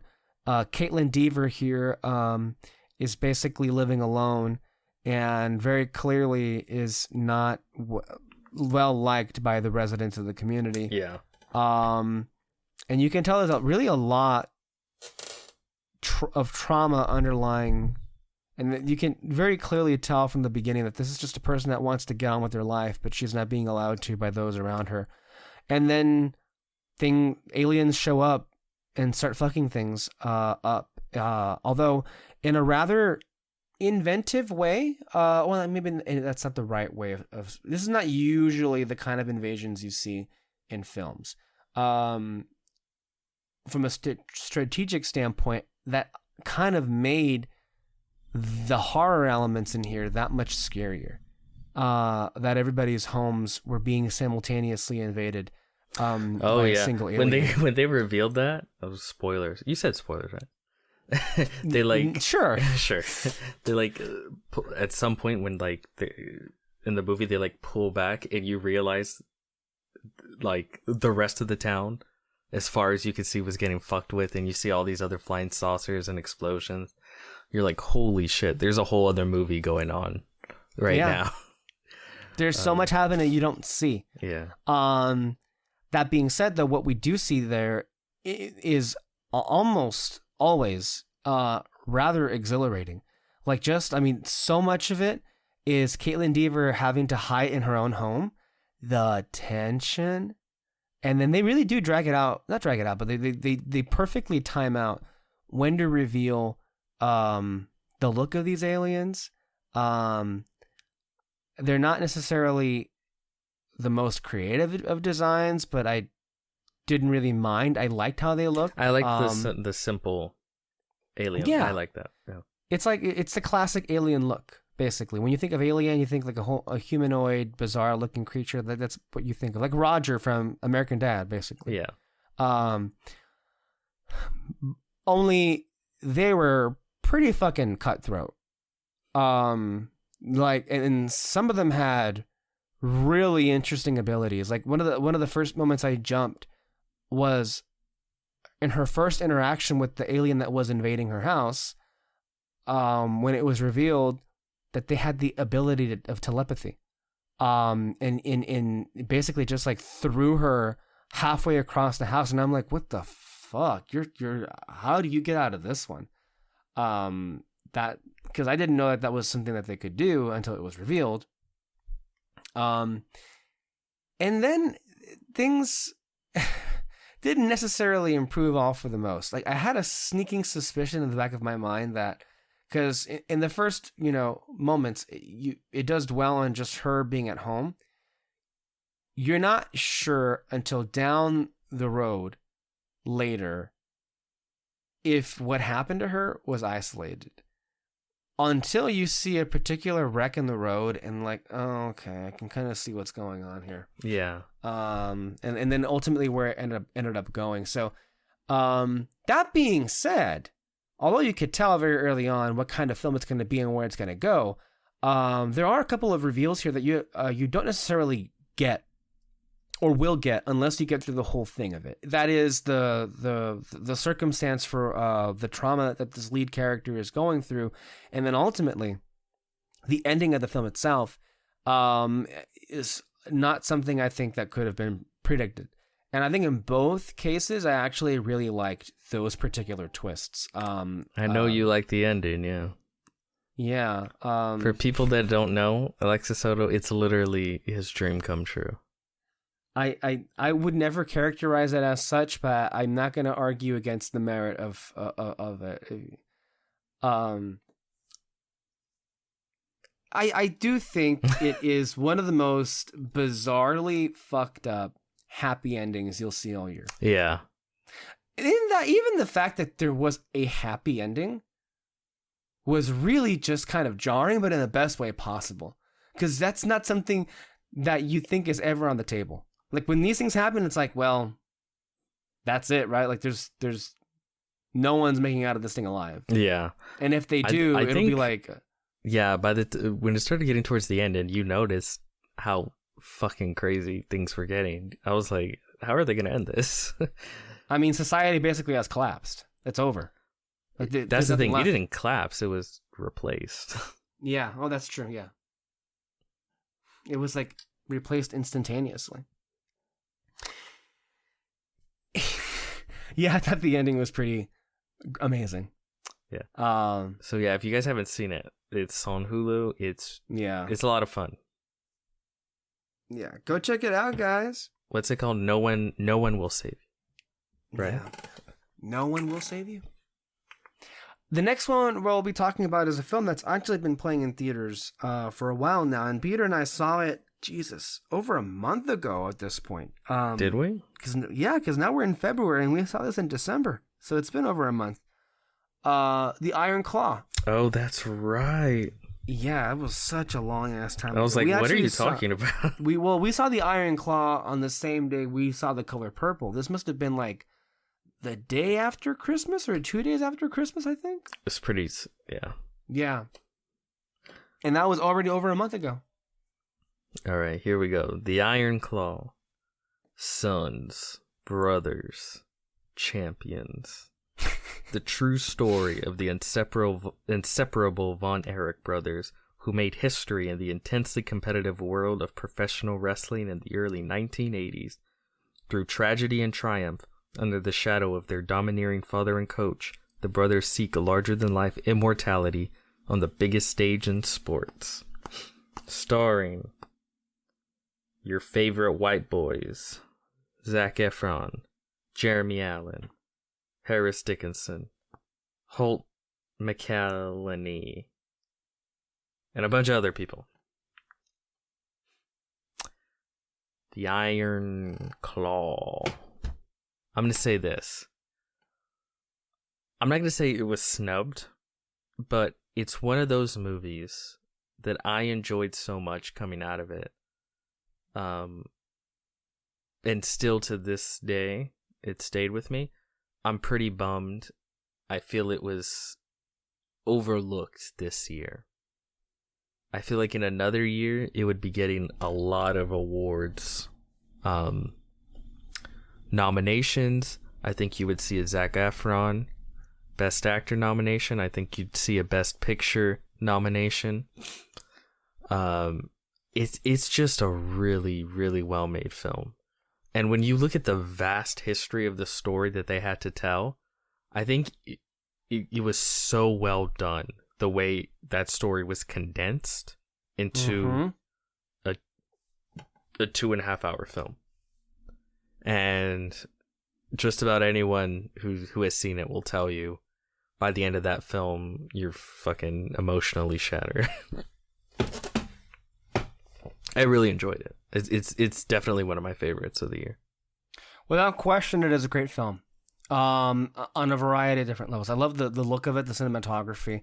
I thought the direction was pretty great. And of course, it kind of lives and dies on its performances. And they really over-delivered in that department. And I think what you definitely see here is one of the best ensemble casts of the year. It needs to be a strong ensemble because of the nature of the film. And I think it's been out long enough and enough have seen it where we're going to just, it's a spoiler territory at this point. But it is such a tragic tale in that the majority of these people die tragically. And so in order for those deaths to hit, you need to like them. You need to kind of, get a sense of connection with the family. And I think they more than delivered in that department. In any other year, this would be kind of a lock in categories like picture, screenplay, makeup, actor, supporting actor, steroids. Yep. Oh, maybe even stunt if they had a stunts category. If they had a stunt category, yeah, if they had one, that would definitely be a consideration for sure. And I feel like I'm gonna do my best to just like not touch the thing that you wouldn't touch with a 10-foot pole, which is like getting into the snub thing, because people are they're hyper lately about like I guess policing people who are using the word snub. And I know that's not what you. It's more of just recognition of the film. That's the thing, and the lack thereof when it comes to this film particularly, because I do think that this definitely was of a caliber that deserved to be recognized in one way or another in this awards season. But I do feel like there is reason to be upset at that, more than just the fact that it was overlooked. But when you look into the reasons for why it was overlooked, and then that's where the anger comes from, that comes down to the reality of awards season, the realities of all of these awards seasons, in that A24 did not make this film a priority. Their priorities were other films that, by the way, did get nominated, like Past Lives and The Zone of Interest. That's the thing. You can't even say that they fucked up, right? Mm-hmm. The only thing you can chastise them for is releasing too many good films. And at that point, many were saying that they should have just saved this particular film for the following year. And we can say that, but maybe they got a couple of films they're releasing next year that in their mind they've already gone like, oh yeah, like this like is Civil War award. Yeah, like Civil War, sure. this has some awards we can push with them. Yeah, it's tough. A lot of people, I think, not a lot of people, but some people kind of made A24 the villain of this story. I don't think they are. It's just a difficult the villain. No, situation. I don't think they're the rightful villain. Perhaps you can make some points that they didn't help the film and they had other priorities, sure, but that's not necessarily that. They're just playing the game, right? Yeah, it's the game. Ultimately, that's politics. The problem. And the problem lately is that if you come out in December, you're not going to be seriously considered unless you're amazing. Unless you're like one of the best things that come out legitimately in the whole year, like Avatar was, like it was last year. I wouldn't even say amazing. Is if you got amazing buzz. Yes, amazing buzz. Well, yeah. It's really what it comes down to. Yeah. But like we saw, I mean, the Iron Claw and the Color Purple. Well, Color Purple has other problems, but I mean, they both ended up coming out at the same time, and guess what? They've both basically just been ignored. Color Purple has at least had got a few. Some, yeah, it just got some nominations, but still, it only got one nomination. It's one's better than zero, obviously, but still, I do think that the reality is, if you are a film that's hoping to vie for some awards, don't come out in December. And if you do come out in December, not at the end. Screen your shit to critics. Yes, way ahead of time. Premiere it at the festivals. That way, there's chatter and there's buzz, and have awards screenings for it. That's the key here. Send out those screeners ahead of time. Don't delay. And that's what happened to this film, unfortunately.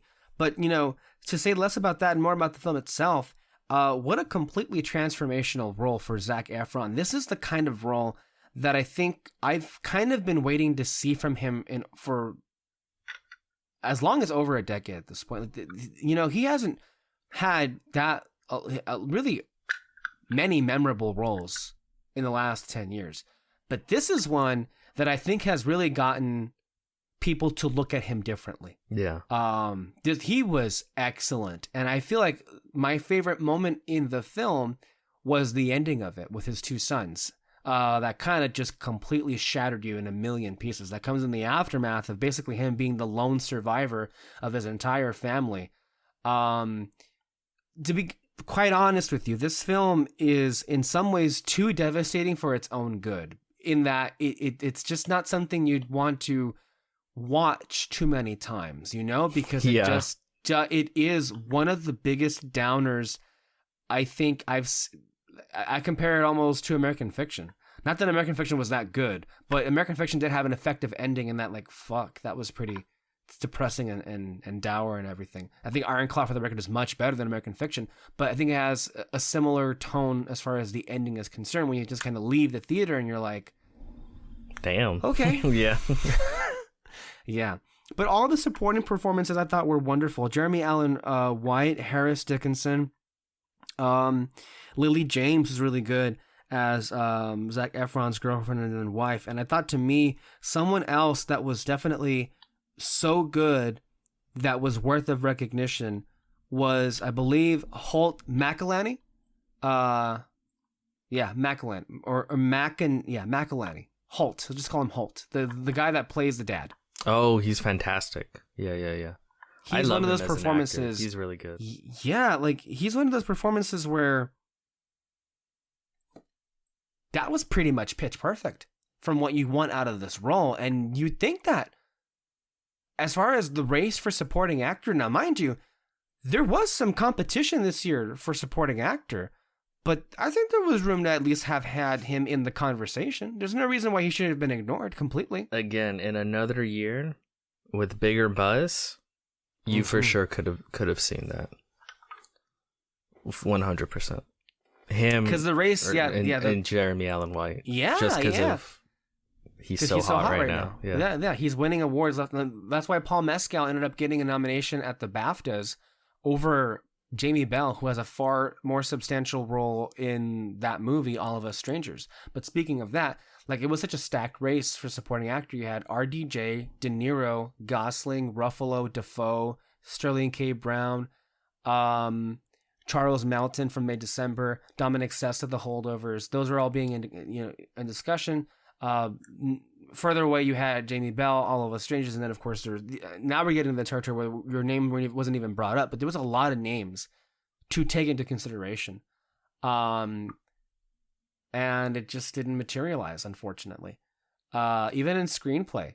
Like, I would definitely replace American Fiction with this. That being said, it's ridiculous to me that American Fiction replaced Flower Moon in the nomination. Yeah, I don't like that. Yeah, that was pretty terrible. And I've seen American Fiction, and I think American Fiction is a complicated film.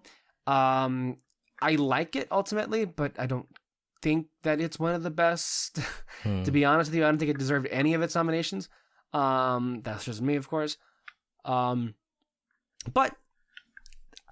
I think that the film is very effective, and there are actually a lot of really interesting scenes here as far as the wrestling, but it's not as I think some people might think that it's like a really fun movie that's focusing on wrestling. This is not really what this is here to do. It's really a family drama. Yeah, it's a Greek tragedy, basically. It's interesting, yeah. It really does hit you, though. But if you haven't seen it, go see The Iron Claw. Yeah, check it out. I think really, it had really great good audience scores. I would say that this is one of the audience's favorite films of the year, for sure. Even though I'm not sure. Even with how sad it is, it's very much a broad audience. I think a lot of people can enjoy it. Anyone can enjoy it, yeah. Yeah. It's one of those, like, unique films where most people can enjoy, kind of like The Holdovers was. Although The Holdovers wasn't that sad. Mm-hmm. I mean, not that it was overwhelmingly happy, mind you, but it's still. Okay, so going from that, we're taking you through the day that was for both of us. We saw The Iron Claw, and then we saw The Color Purple, which I believe was the directorial debut for that director, Blitz Bazawule. Blitz. The only thing he had done before that was of any note was a Beyonce music video. So this is his first film, and it stars a whole bunch of people. Peter, take it away. The Color Purple, directed by Blitz Bazawule. A bold new take on the beloved classic. A decade-spanning tale of love and resilience, and of one woman's journey to independence. Celie faces many hardships in her life, but ultimately finds extraordinary strength and hope in the unbreakable bonds of sisterhood. Starring a lot of very talented people. So, The Color Purple. Now, there is this director known as Steven Spielberg, who made another version of this film many years ago. I think you've heard of Steven, right? Mr. Spielberg. Okay, sure. 40 years ago? Damn. You know what? That makes sense. I've seen Whoopi recently. 40 years that ago. looks like 40 years ago. Yeah. And that was a bit. It's a classic at this point. It is very much considered a classic. So, going into this, and I've said this before, I like the like remake, but as a musical, because at the very least it gives a basis for the remake. Like, it very much is a different take on the same story. So it's like, okay, there's a reason for this existing. Because if it had not been a musical and just a remake, there really would be no interest. I would zero interest. You're not making a movie better than Spielberg. It's not happening. It's just not. And then also it's like Whoopi Goldberg in her prime, Oprah Winfrey. Come on, like, no. Steven Spielberg, you're not doing better than that. So as its own thing, as this sort of reimagined reinterpretation, I enjoyed it. I thought it was good. I wasn't in love with it. I think it cemented my feelings about actually the original film and how I like that one a lot more. But I'm glad I saw it. And it was actually, I think, really well put together as far as a lot the dance choreography and the music and the singing. And I actually did, even though except for one exception, I don't think I preferred any actor in this version to the original, except for one. And I think we agree on that one. I did really enjoy these actors in these roles because they're great actors and actresses, and I did really like them in this one. So yeah, I enjoyed it. Yeah, there's actually a couple of things to say about this movie that I don't want to let pass. Talk about the Spielberg factor of it. I recently, because I like to watch a lot of reaction videos to shows and movies. So I recently have perused around the Real Rejects YouTube channel. And they recently did reactions to the 1985 Color Purple and the new Color Purple. And both of them happen to feature one of the main people on there. I believe his name is Greg. How'd they do the reaction to the new one? It just released digitally. Oh, it did? This week. Oh, shit. Yeah. Okay. Oh, yeah. Yeah. Okay. Or this week or last week. Yeah. Mm-hmm. So that's the era that we live in. This film didn't do very well at the box office. It kind of bombed. There was that. Anyway, what was interesting to me is that I saw his reaction to the 1985 one.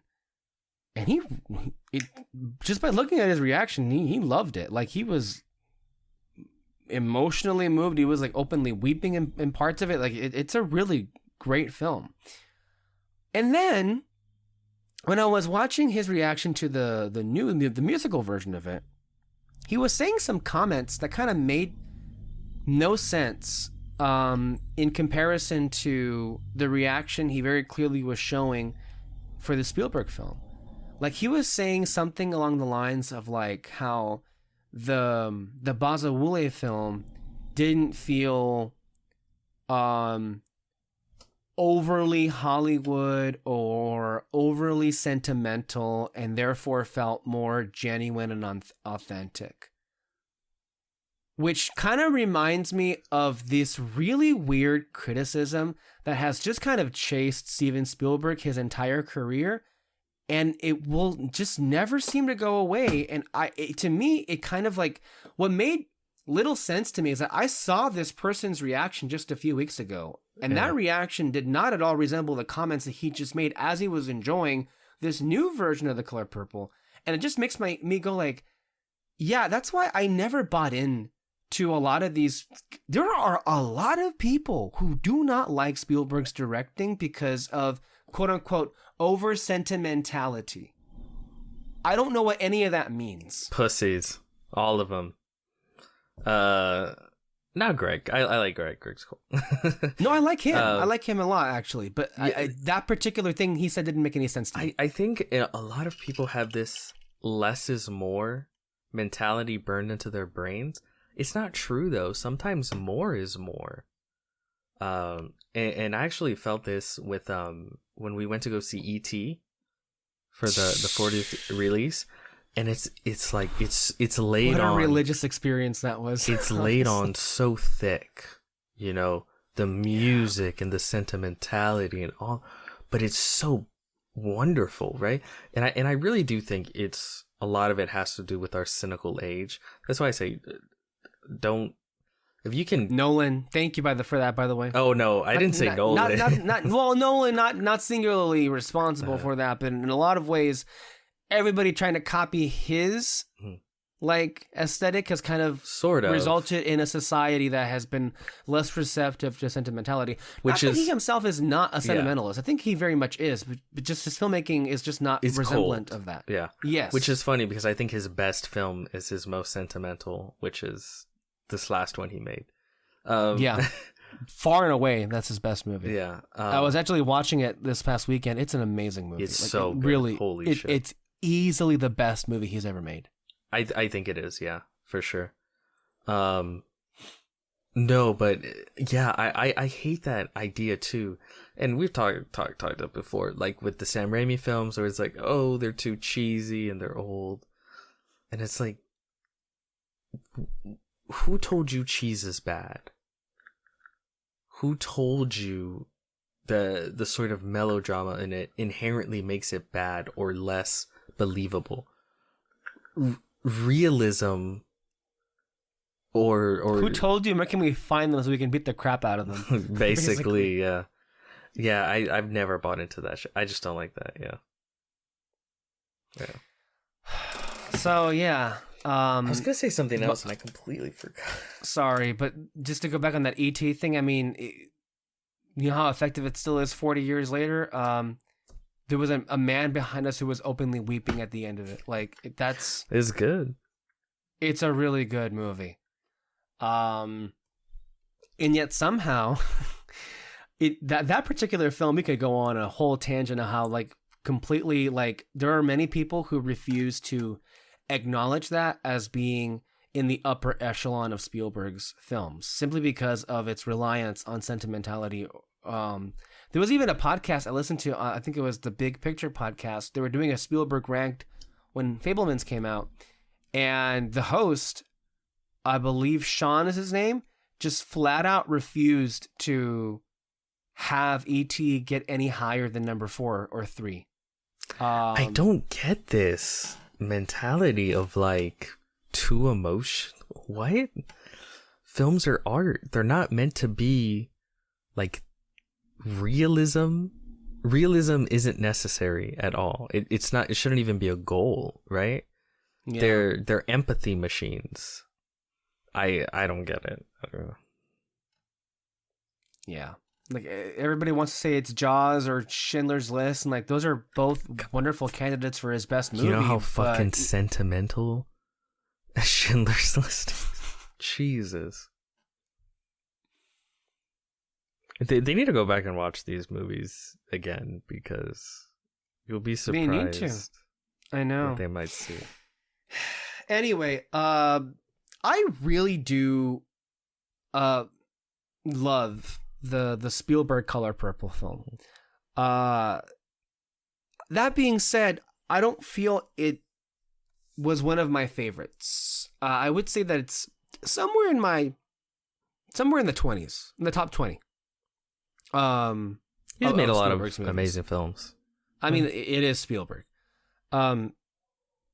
So I didn't necessarily feel like you could do that much better than him with the new version, but I wasn't as the fact that I heard that it was a musical, I'm like, okay, well, that's interesting because given the source material, you wouldn't necessarily think that this lends itself to being a musical by any means. And so having seen it, I think that your point is correct, that the drama version of this story works so much better because the musical stuff can come off a bit jarring to depending on who the audience is because of the particular violence and subject matter that is really embedded into the DNA of the story. We're talking about a story in which there's so much abuse of so many different kinds. I mean, we begin the story with our main character being raped by her father and bearing his children. It's just a really, really dark place to start off the film. And then with the musical version, well, we start off with really big musical numbers. So I guess as to give people a bit of context, if that already is off-putting to you, then maybe don't go into it. That being said, though, I happen to really love musicals, and I think we need more of them. And I went and I was excited for this because I wanted, I so rarely get them, right? And as a musical, I have to say I really enjoyed the musical numbers. And I think for me, there is one big factor that kind of makes this more exciting to revisit in the near future, maybe not on a long-term basis, but it's just that Taraji P. Henson and her character of Shug Avery, when she comes into the movie, it kind of roars to life in a different way. And every time she's on screen, this is great. I'm loving every interaction with her. And I really enjoy Fantasia and Danielle Brooks and Coleman Domingo. Yeah. But here's the thing, though. I feel like I'm a bit of a mixed bag here. I think as a film, obviously the original is still better and was always going to be better. Which one would I watch again? The musical makes things more palatable and easier to get through. There's that, and they're fun to see, there's that going for it. Here's the difference, though. I do think that I find the new cast a bit more charming, and I think that's kind of, in some instances, the point. I think one of the biggest differences is the way that Danny Glover plays the character of Mr. versus how Coleman Domingo plays the character of Mr. I think Danny Glover, in many ways, very rarely made choices in his acting that left room for any bit of redemption, whereas Coleman Domingo consistently, even from his first introduction, because of his overall aura as an actor, and he's a tremendous actor. By the way, I'm so happy, even though it was for a film that no one will ever remember in a year from now, I'm very happy to see him get a nomination for anything, for a different movie, by the way. But because of how he plays the character, he is more likable and more charming consistently, even though he still does a lot of the, abuse and horrible things that Danny Glover's Mr. did. But there's a key difference made in how Basawule and Spielberg decide to close his character at the end of both films. That I just have to say, I'm glad that we have both versions of that out there, because I think that's cool. Yeah, because I think like I didn't know this myself, but when I was watching the behind the scenes feature of the 85 film, there evidently was something of a disagreement of sorts between Alice Walker, the author of the source material, The Color Purple, and Spielberg, in terms of how they wanted to end the character of Mr. And I think both points were valid, but I agree with you. I think Spielberg ultimately was right that there was some sort of redemption, but in the sense that he was a bit removed. The original film ends with Danny Glover looking at the reunion that he made possible at a distance, but not fully back in the circle as being like forgiven or redeemed, versus the one in the Basawule film where very clearly he was instrumental in bringing Nettie back and her family, but at that point, 2 years had passed in the continuity of the film, and he had been invited back into the circle as a friend of Seeley. Interestingly enough, having gone back and looking at it, Mr. is right next to Seeley when Nettie gets out of the car. And one of the small things that I'm not sure it's noticed immediately, but like Seeley actually reaches for Mr.'s hand and holds it tightly as she's in disbelief of like what she's hearing, that her sister is actually right behind her. So there is I think a really clear difference in how both films handle that character. And I'm really curious to see how you feel about it. And this is funny because we just had this whole discussion on realistic. But I actually think Spielberg's is more emotionally realistic, sincere, maybe, yeah. True to life, I guess. Mm-hmm. With those kinds of situations, right? Because like you say, like, oh man, there's a little bit more to his character in Comen Domingos.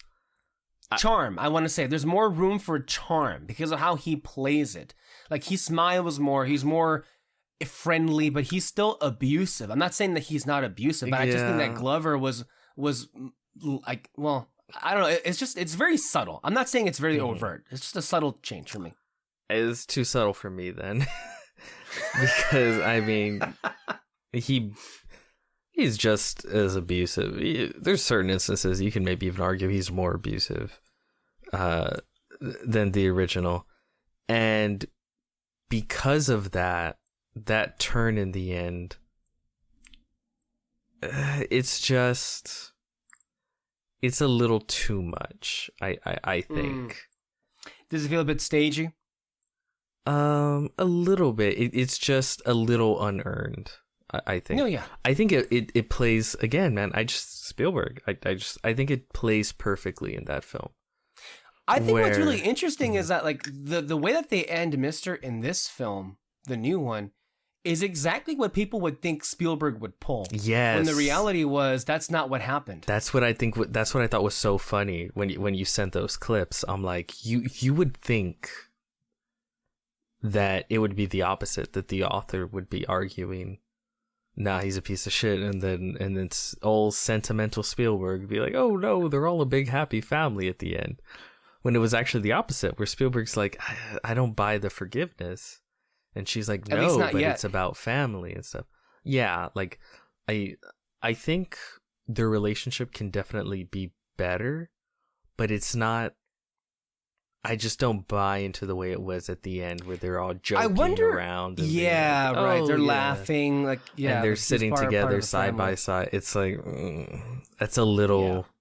It's a little too much. It's a little quick. Yeah. And I think the best way their best attempt to address the drasticness of it is that 2 years evidently passed since apparently in between that meeting that he had with Celia in her shop and then them at the Easter thing, that was 2 years in between. But of course, that's just an excuse. Yeah, it's not really anything. 20 years of getting your ass beat. Like, basically. Although some would say that really just not that the film deserves any credit for it, but if you were to look more into it if you'd want to, right? That's you putting yourself into it, right? Well, that speaks to how good of a person Celie can be, how much she's willing to forgive. I can see her eventually forgiving. I just don't see her being buddies, pals. Yeah, it's more of a like an understanding between them, right? You know, something like that. I don't know. I feel like that's a little more true to life. I wonder if it's on YouTube somewhere, the deleted scene of, I know that they shot with Whoopi Goldberg and Danny Glover a reconciliation scene between the two, right? I don't remember. I think they did shoot it, but I'm not sure. It wasn't obviously in the film because they had changed the direction. But I'm just happy for Alice Walker that she got to have the I'm ending happy she wanted. Because that was because her whole thing is like, this is a story about family. And no matter how fucked up, you know, it's sort of this idea of they are one together, and I'm glad that she got that version, you know. No, and again, that's another reason to say like, well, why make another one? It's like you see this other way the story can play out, and it makes it sort of worth it.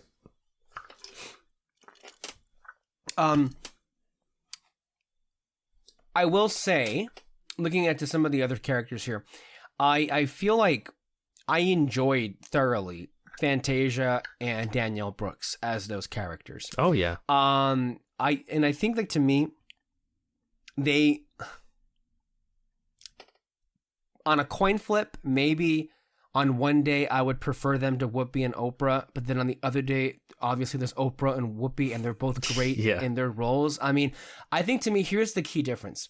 And this kind of happens in almost any remake, doesn't matter how good or bad it is.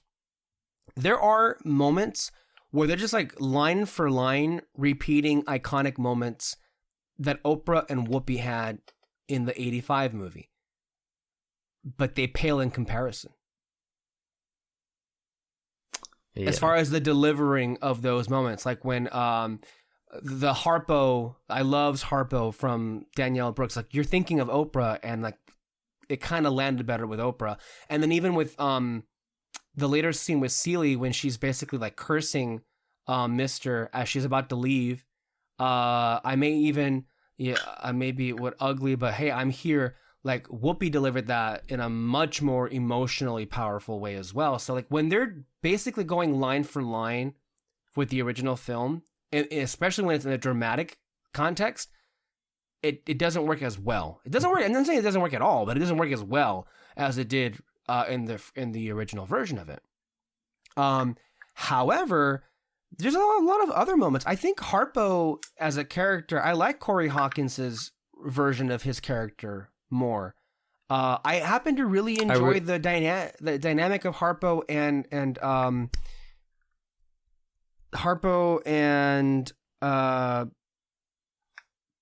Sophia more in this film.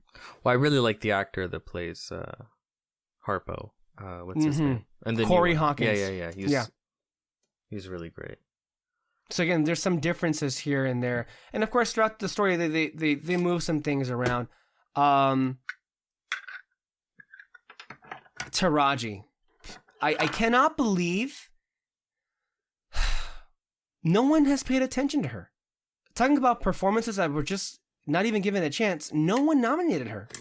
And I think she has the best performance in the film. I honestly feel like a lot of the film kind of lives and dies on her being as good as she is.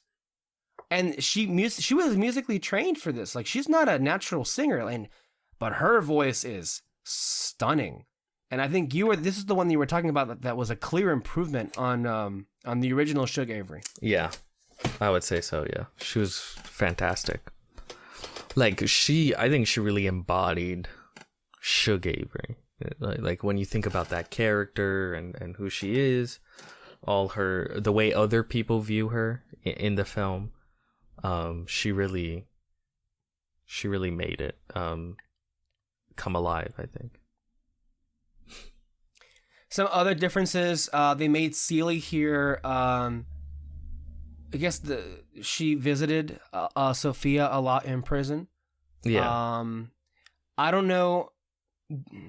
Do you remember the fact that she sews really well? Was that as much of an emphasis in the original as it was in this newer one? I mean, the idea is like she's a homemaker. So the idea of her being a good sewer didn't surprise me. Mm-hmm. But I don't know if it was necessarily emphasized in the original one. Yeah, I'm not sure either. Anyway, I think at the end of the day, I actually really like this movie. And I think a lot of people would have liked it as well if they had just seen it.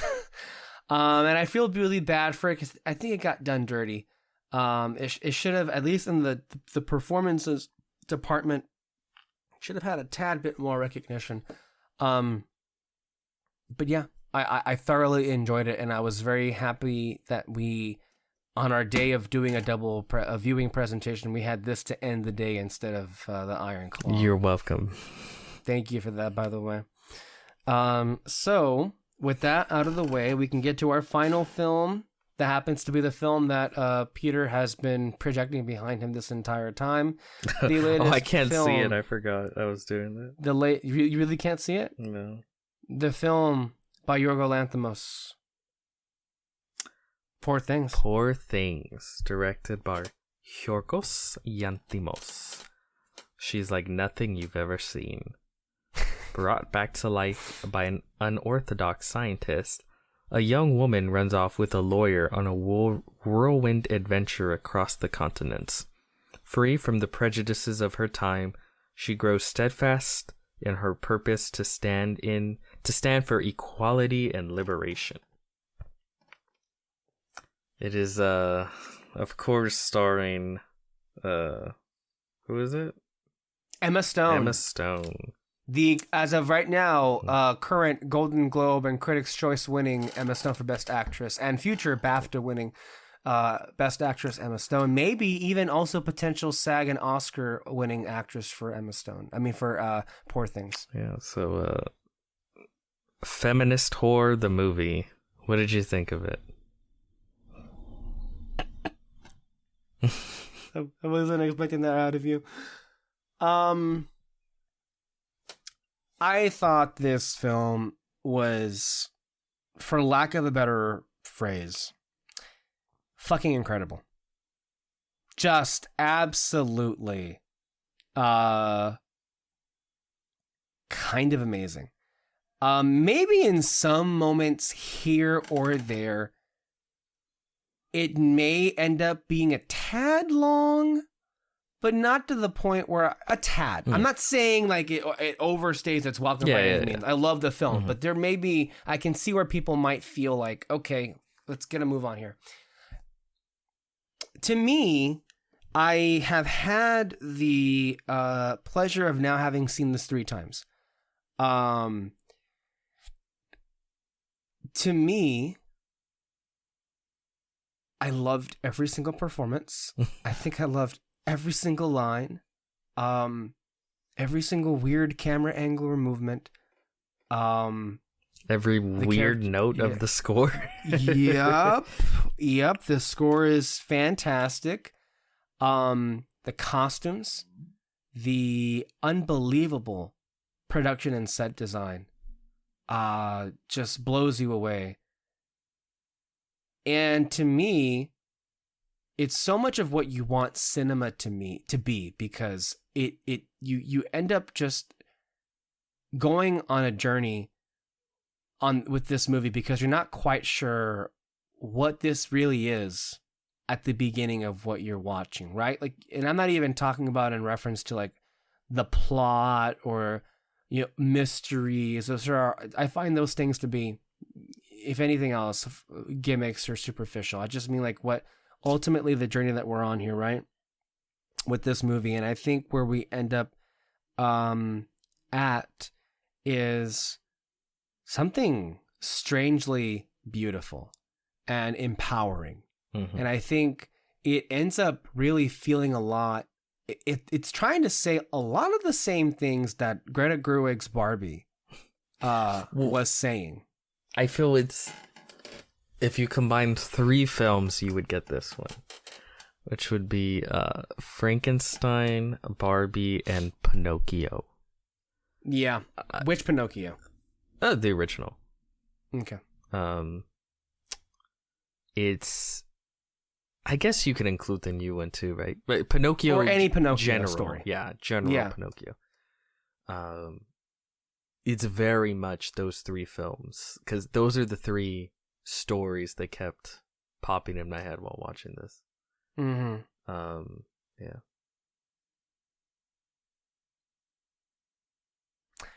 Oh, did you want me to say how I felt? Please, yes. I thought, okay. Yeah. Yeah, I loved it. I thought it was fantastic. I really, really enjoyed it. It's hilarious. It's hilarious. It's weird. It's dark. It's got heart. It's fucked up and funny, full of heart, and it's really a very human story. It's about a human sort of relieved of all social chains and, just set out on discovery. And everything, man, visually, the score, it's very, very much, I feel like, an adult fairy tale. Which used to just be fairy tales. Yes. But it's a journey, it feels like a journey. And of self-discovery. Yeah, well, yeah. But in general, the film. And yeah, I can't say enough good things about it.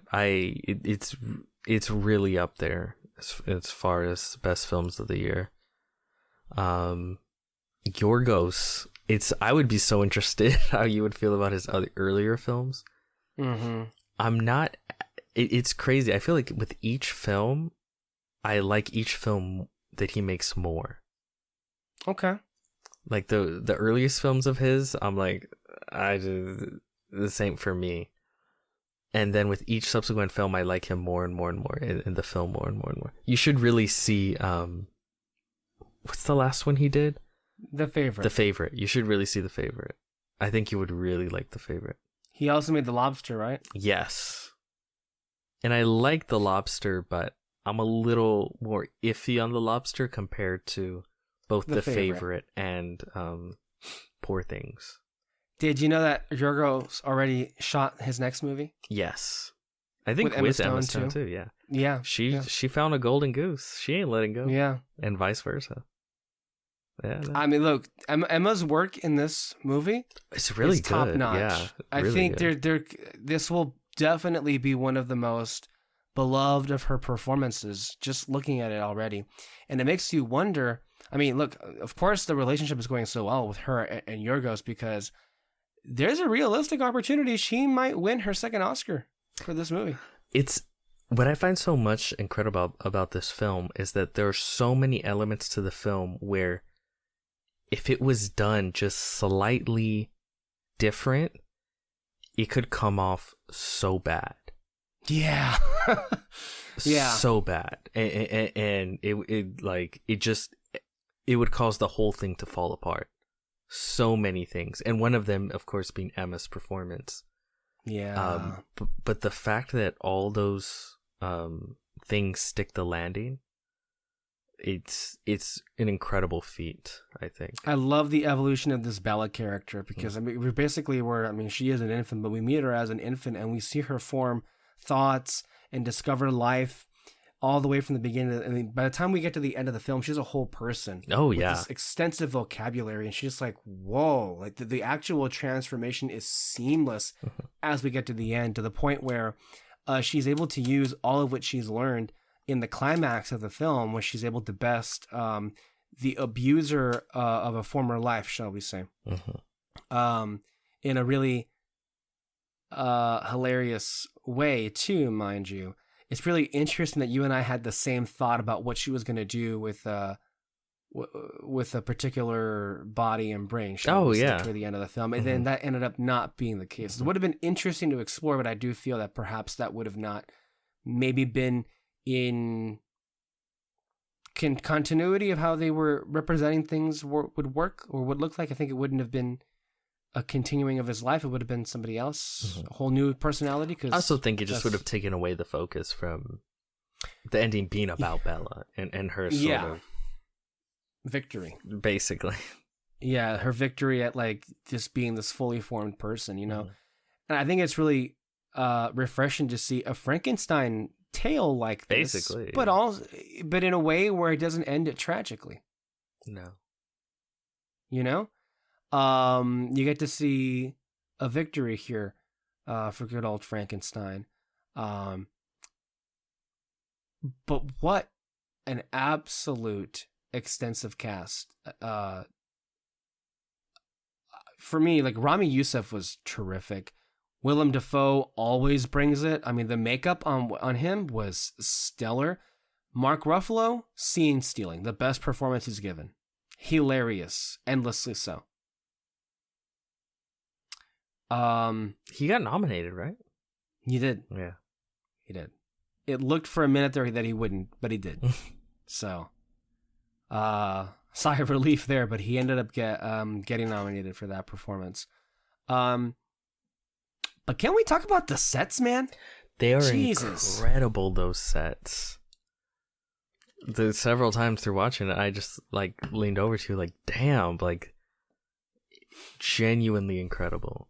Like and it's so interesting the way they do it, because it's like this quasi like fairy tale version of our world, because it's technically real places like London and where else did they go? Greece, Lisbon, Paris, Lisbon, and you can sort of tell what places are meant to represent, you know, in real life, but they're also these just incredible otherworldly creations, cities, unlike anything you've seen, and a lot of it you can tell is real. The set design is incredible. It really should win, I think, at the Oscars. I don't even know if it's nominated, but it should win. It is. It is. It has 11 nominations, and that's one of them. Yeah. Interestingly enough, I don't know if it will win that particular category. It should. I think it's vying for somebody else, but like, to me, last I checked, Oppenheimer is in contention to win up to 7, 8, or 9 Oscars. Meanwhile, Poor Things and Flower Moon, which respectively are nominated for 11 and 10 nominations each, are vying for 1 win. Really? And hilariously enough, well, yeah, I think they're vying for 1 win against each other in the Best Actress category, with Lily Gladstone and Emma Stone. That's going to be very interesting to see who wins that one. I think that's going to be like the big category of the night, just to see which way it goes. Yeah. Because everything else, it seems pretty locked. Basically. The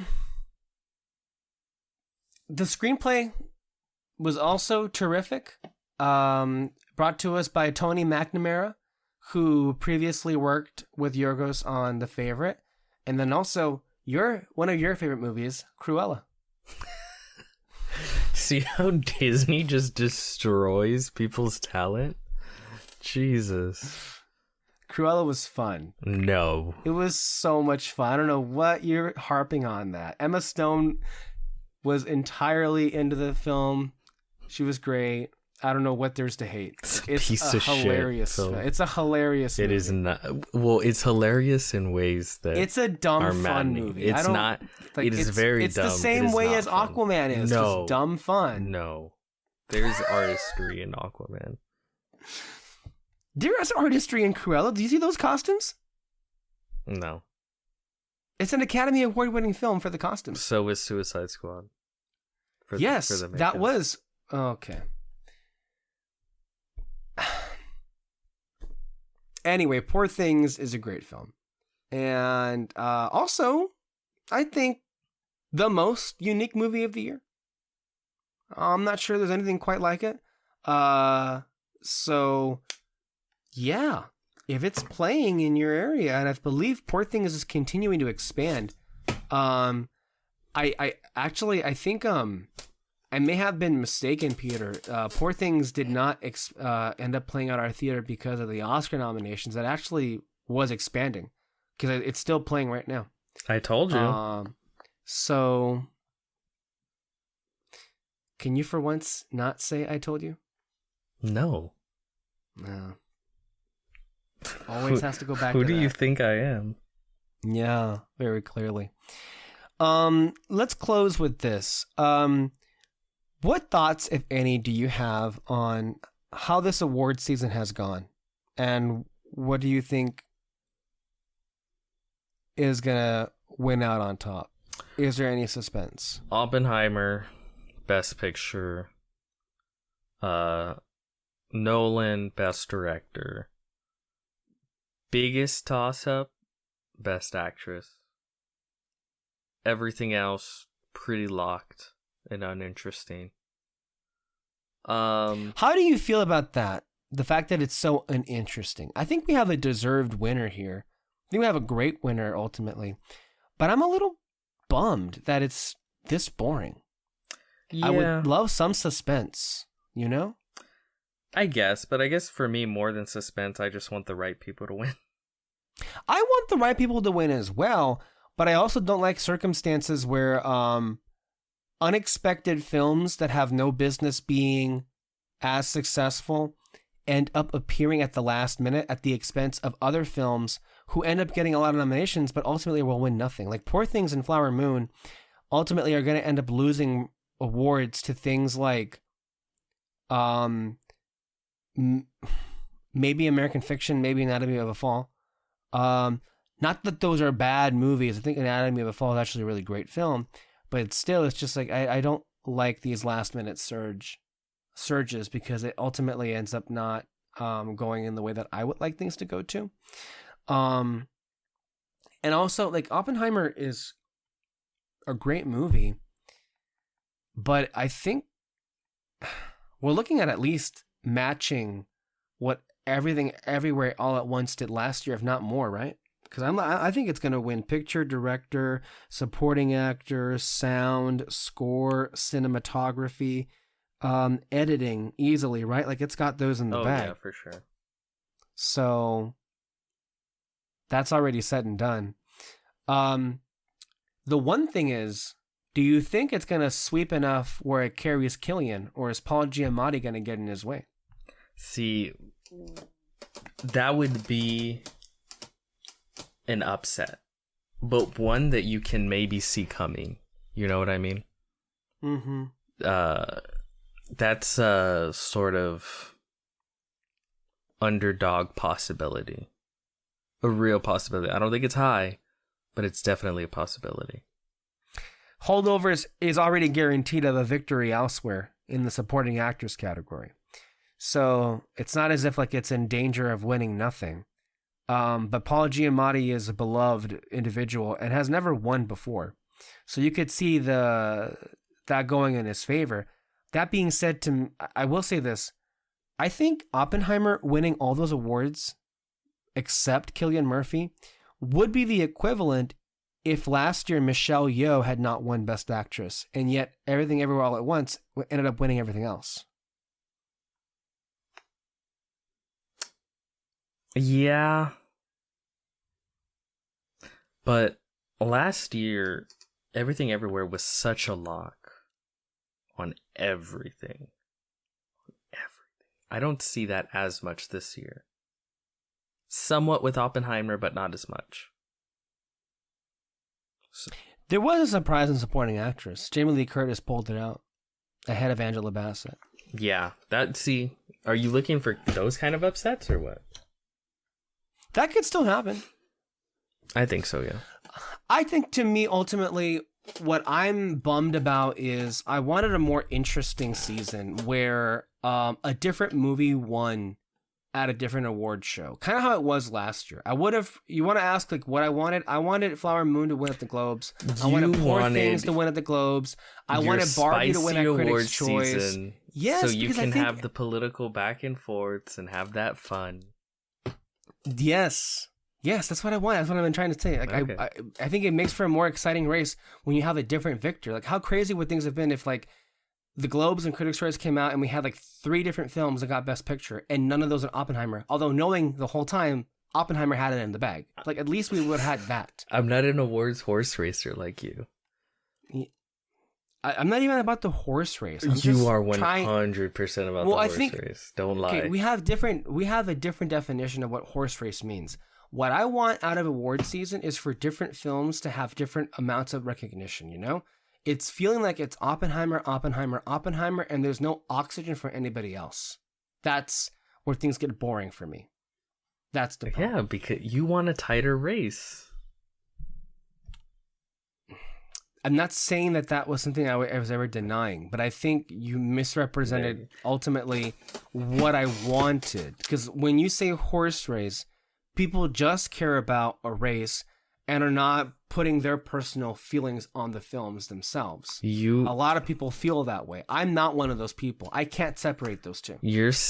I'm saying exactly what you're saying, and then you're getting mad. So, well, if you say that we're saying the same thing, then I believe you. How about that? I'll just choose to believe you. That's what I would do. Okay. Well, it seems that this conversation has run its course. Thank you, Peter, for being on this podcast. Thank you all for listening and watching here. You can catch our show every single Sunday anywhere you listen to podcasts. Stay tuned here for more movie reviews and movie news in the weeks to come.